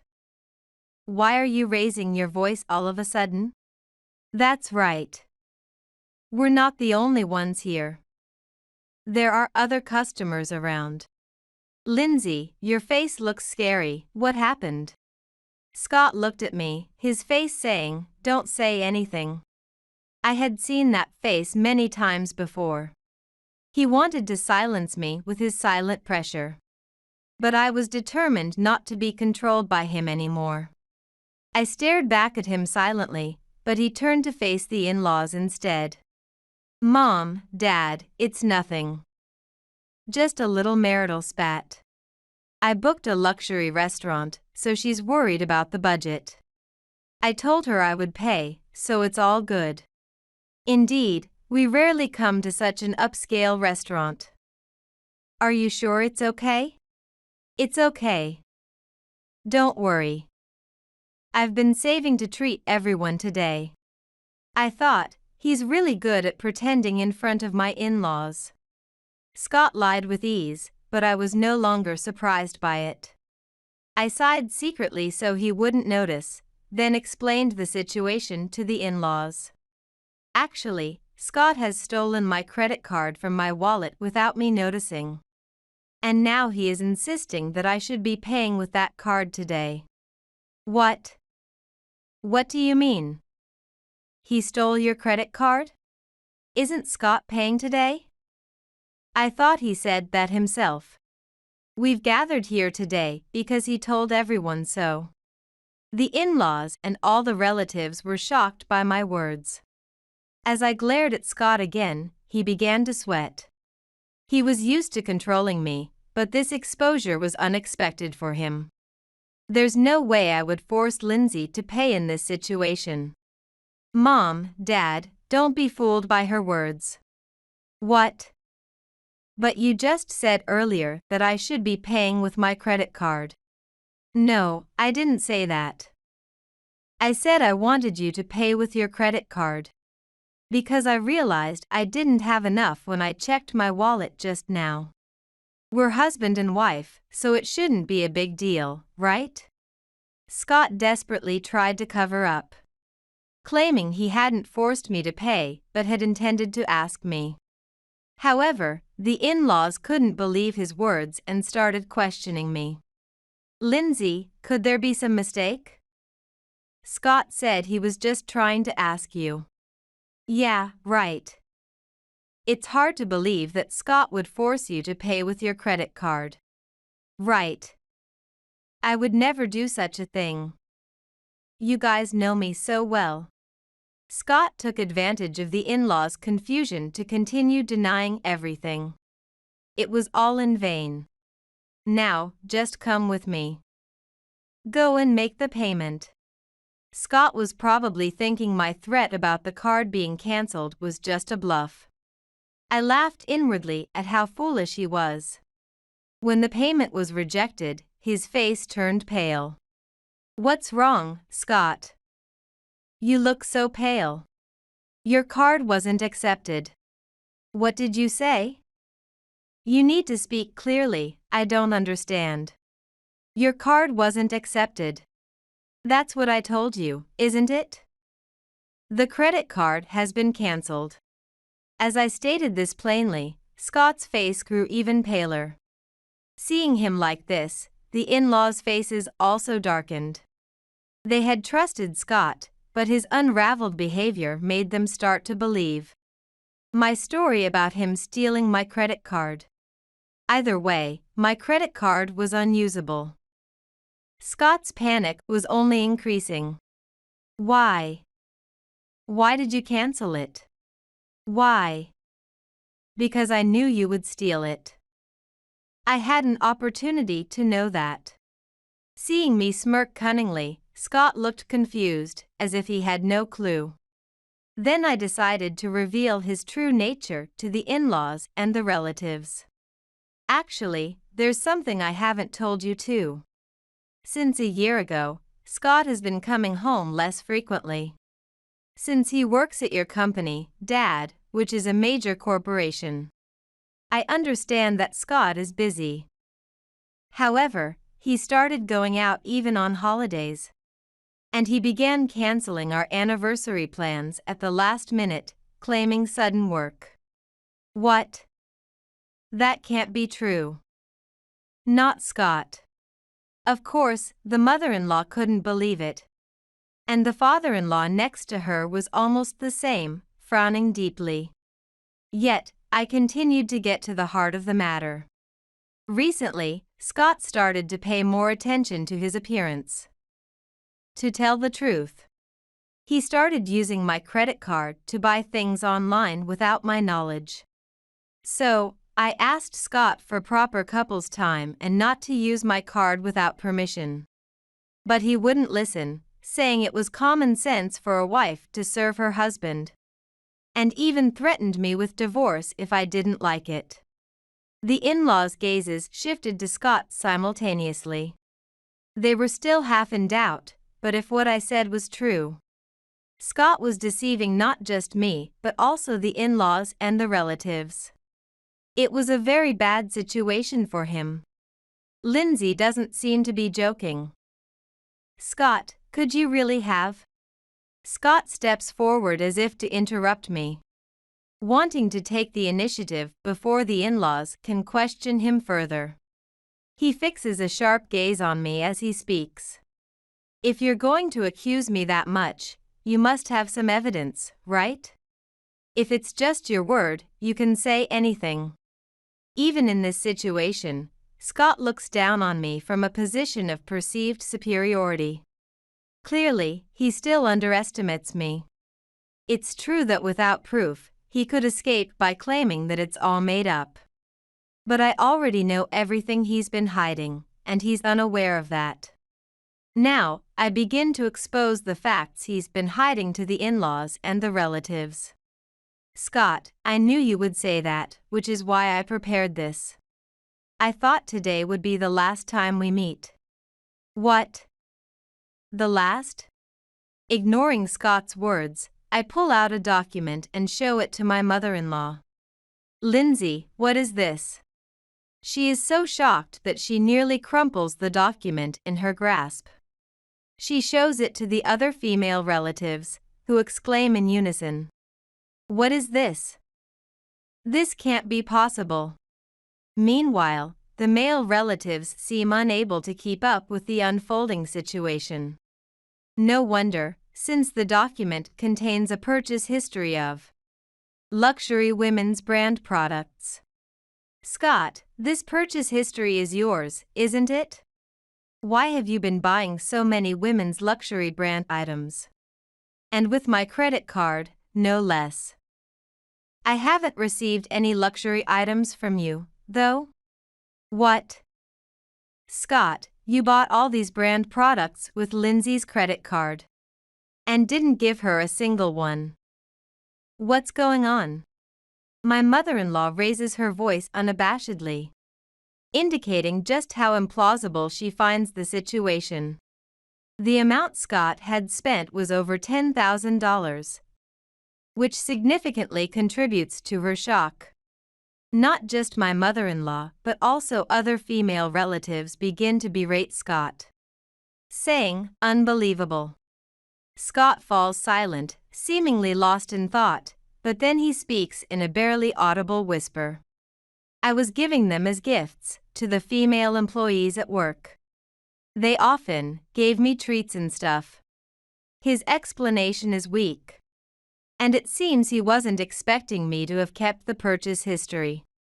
He's unprepared and scrambling for an excuse. However, his explanation is not entirely implausible. Scott is popular at work, and it seems that despite knowing he's married, female employees have been giving him various gifts. Even if that's the case, the fact remains that you used Lindsay's credit card without permission. How do you explain that? That's right. We didn't raise you to be someone who would steal other people's belongings. No matter that Lindsay is your wife, you can't just take someone else's property. The in-laws are furious with Scott. It's a matter of common sense. No matter the relationship between husband and wife, there are things one simply does not do. Well, everything is over now. I have nothing more to say. Lindsay, no. You can't let Scott off the hook like that. That's right. Scott. You have something to say to Lindsay, don't you? Sorry, Lindsay, for using the credit card without asking. I just really wanted to give something back to the girls who had been kind to me. Scott, perhaps realizing he had provoked his parents' ire, admits to using my credit card and apologizes.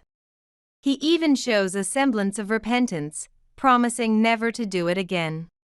His apology is vehement. Watching this, the in-laws and relatives seem to accept his apology, albeit with some disbelief. But I'm the only one smiling inside because I know his apology is just an act. Without being pushed to his limits, Scott will continue to lie and make excuses. But I won't let that happen. With a mischievous grin, I slowly pull out my smartphone. Let's peel off his disguise. Surface-level apologies won't cut it. Can you say the same after hearing this? The moment Scott's gaze shifts to me, I press the play button. As the audio begins to play, his body starts to shake. Don't worry, Emma. I'm divorcing her and will be with you. Really? Scott, you're not lying, right? Right, it's true. You're much kinder and cuter than that dried-up woman. Scott, thank you. The in-laws and relatives are in an uproar. The recording is of a conversation between Scott and his mistress, Emma. She's so dumb. She doesn't even realize I'm using her credit card. Poor wife, huh? It's okay. She deserves that treatment. After all, she's just a maid at home. Wow, that's harsh. The recording continues unabated. In his conversation with his mistress, Scott belittles his wife, me, and clearly indicates his intent to leave me. As you've just heard, Scott has been having an affair with a woman named Emma. He was gifting her the luxury brands. He hid this and lied in his apology. This can't be forgiven, right? No, it's not true. I didn't do that. Then who is the woman in this recording? She's a younger colleague at work. I often give her advice. How do you explain the conversation, then? Lindsay must have made this to frame me. Nowadays, you can do anything with computers. Please stop making such misleading stuff. In front of the in-laws and relatives, Scott panics but refuses to admit to the affair. In the end, he claims the recording is a fabrication by me. Really, he has no shame. Scott, enough. That's clearly your voice. It doesn't sound like something made up. That's right. And to treat your dear wife, Lindsay, as if she's just a maid, what is that about? Wait. It's really not true. Lindsay is trying to frame me, to trouble me. As the in-laws chastise him, Scott turns to them, claiming it's all my solo act, hoping perhaps to garner some sympathy. But everyone looks at him not with sympathy but suspicion. Unaware of how ludicrous he appears, Scott continues to rant. Meanwhile, I slam a document in front of him amidst the relatives. What? Alimony demand paper. Yes, that's right. I'm demanding alimony from you. It's only right that you take responsibility. This document was prepared by my lawyer. With Scott's face turning pale, I explain that I already have proof of his infidelity. I also reveal that I have been in contact with his mistress, Emma, without his knowledge. What? Are you serious? You met Emma. I told her that I would report this to the company unless she told me the truth. And she cried and begged me not to. So, I promised not to say anything as long as she told me the truth. Did Emma tell you everything? Of course, she did. I have undeniable evidence. Which is why I brought these compensation claim documents to silence you. Don't mess around. Sneaking around behind my back. How dare you do something without your husband's permission, being just a wife? Listen. Didn't I say it at the beginning? I've been single for a month now because I submitted the divorce papers that you had been threatening me with. And, wasn't it you who were sneaking around? What do you think? Am I saying something strange? It seemed that Scott had not expected me to actually submit the divorce papers. He had used as a threat, and he was shocked. At the same time, his face turned red with anger. Although he probably wanted the divorce too. He was furious that things were not going according to his plan. Forgetting that the in-laws and relatives were there, he grabbed my chest. My father-in-law stepped forward to help me, but I stopped him and glared at Scott. I did not back down. I can't believe you could do all this. You used to be so obedient, listening to everything I said. Scott was speechless at how far I had come. He probably thought I couldn't take such actions. No one was on his side anymore. Before I knew it, everyone had furious expressions. Scott, what kind of person are you? Treating your precious wife, Lindsay, like a maid, and on top of that, cheating and hurting her. We didn't raise you to be such a person. Scott, you are wrong. Lindsay is your wife, not a maid. Someone who can do such things casually doesn't belong in my company. You're fired. What? Fired? Wait a minute, Dad. I don't care. I'll ask someone else trustworthy to do your job, so you don't need to come from tomorrow. And don't expect any severance pay. With these words from the in-laws, Scott fell silent as if resigned. He also faced criticism from other relatives, shrinking more and more. Shut up. What? Shut up, shut up. I don't care about any of you anymore. Lindsay, if you've already filed for divorce, that makes things easier. Suddenly raising his voice, Scott defiantly declared that he would marry Emma. How could you say that? You deceive us and still say such things? You should apologize to Lindsay first. Ha! Why should I apologize? It's the fault of those who were deceived. Fired? I don't care. I'm competent, so I can make it in any other company. I never cared about your company, Dad. I only joined because you kept nagging about the errand stuff. All I need is Emma.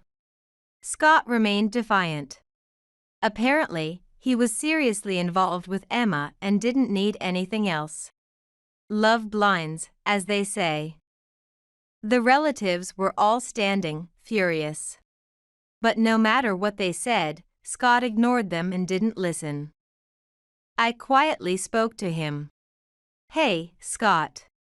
What? If you don't apologize now, you'll definitely regret it later. I looked him in the eyes and gave him one last warning. But Scott scoffed at my words. I've regretted nothing but marrying you. You were truly a useless wife. You were never kind or considerate. To still not apologize to Lindsay at this point and say such things. I will not forgive this. You are not to enter our house ever again. That suits me fine. I was sick of it anyway. The only reason I married Lindsay was that you two were annoying me. About getting married. I planned to dump her when the time was right. I don't need to apologize to such trash. Despite being reprimanded by his father and facing disinheritance, Scott continued to belittle me until the end. So, you really won't regret it? There's no way I'll regret it. I'm going to be happy with Emma. With that, Scott left the restaurant. We watched him go. When he was out of sight, the in-laws apologized to me. Lindsay, I'm truly sorry. We believed everything Scott told us. Maybe if we had paid more attention to you, this wouldn't have happened. No, it's not your fault, Mother. It's also my fault for not telling you. Lindsay. We'll surely reach Scott.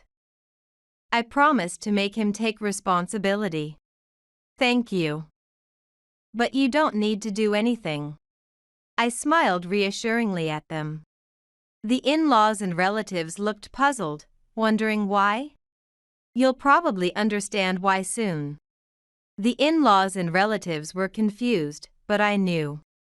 Scott would definitely come to regret his actions. A few days later, my ex-husband returned to our home in a panic. Hey, what's going on? What could you possibly mean? Emma, she's disappeared. I can't reach her no matter how much I try. Oh, that's unfortunate. Lindsay, do you know something? With conviction, my ex-husband spoke. I handed him an envelope. He was shocked to look inside. Emma had been dating multiple men besides my ex-husband. Something akin to sugar dating. The envelope contained photos of Emma on dates with other men, entering hotels. I told him what I had learned when I visited Emma. Emma said you were just a cash cow. Apparently, you were at the bottom of her list. It seems she had a real favorite, and she was fully intending to use and discard you. That can't be. Emma would never say that. We truly loved each other. Unfortunately, she didn't love you at all. You were just a wallet to her, just like you intended to discard me. You ended up discarded by her. It's a lie. It's not a lie at all. After hearing all this, my ex-husband's face turned pale as he finally realized the gravity of his situation. For the first time, he sincerely apologized to me. Lindsay, I'm truly sorry. I was a fool. Please forgive me. Let's start over from scratch. It's too late now. Didn't I tell you before? If you don't apologize, you'll regret it. At that time, I was deceived and infatuated with Emma, but I'm a victim too, please. My ex-husband looked up at me with a face that seemed about to cry, begging for forgiveness. But I felt nothing looking at him. Oh. I thought it was the fault of the one who gets deceived. Isn't that what you told me and your parents? At that time, I didn't think Emma was that kind of person. But, you said that having Emma was enough for you. And left me and your parents, didn't you? If you had told me about Emma back then, none of this would have happened. What are you talking about? You didn't even try to listen to me. Besides, I wanted you to regret it, so I wouldn't have told you even if you asked. My ex-husband's face turned from pale to white, collapsing to his knees and staring at the ground. What I can't forgive is that you deceived not only me but also your parents and our relatives. I'm sorry. Really sorry. Let's really start over, okay? I truly understand now that I need Lindsay. I'm telling you it's impossible. I have no feelings for you anymore. If you just pay what you owe me, that will be enough. That's so cruel. Ignoring my ex-husband's attempts to reconcile, I demanded alimony and also demanded that he pay for the expenses at the high-end restaurant, then left the house. I had no lingering feelings for Scott. May he atone for the suffering he caused me? I didn't look back. I had decided to only look forward. Afterward, my ex-husband was left alone. The only thing remaining with him was his debt. The cause seems to be not only his squandering on his affair with Emma, but also his habit of treating his colleagues to gain their favor, which he used to offload his work onto them. Originally, my ex-husband was not competent, but had used unscrupulous methods to elevate his standing. Naturally, without real skills, job hunting was difficult, and he fell into a miserable state.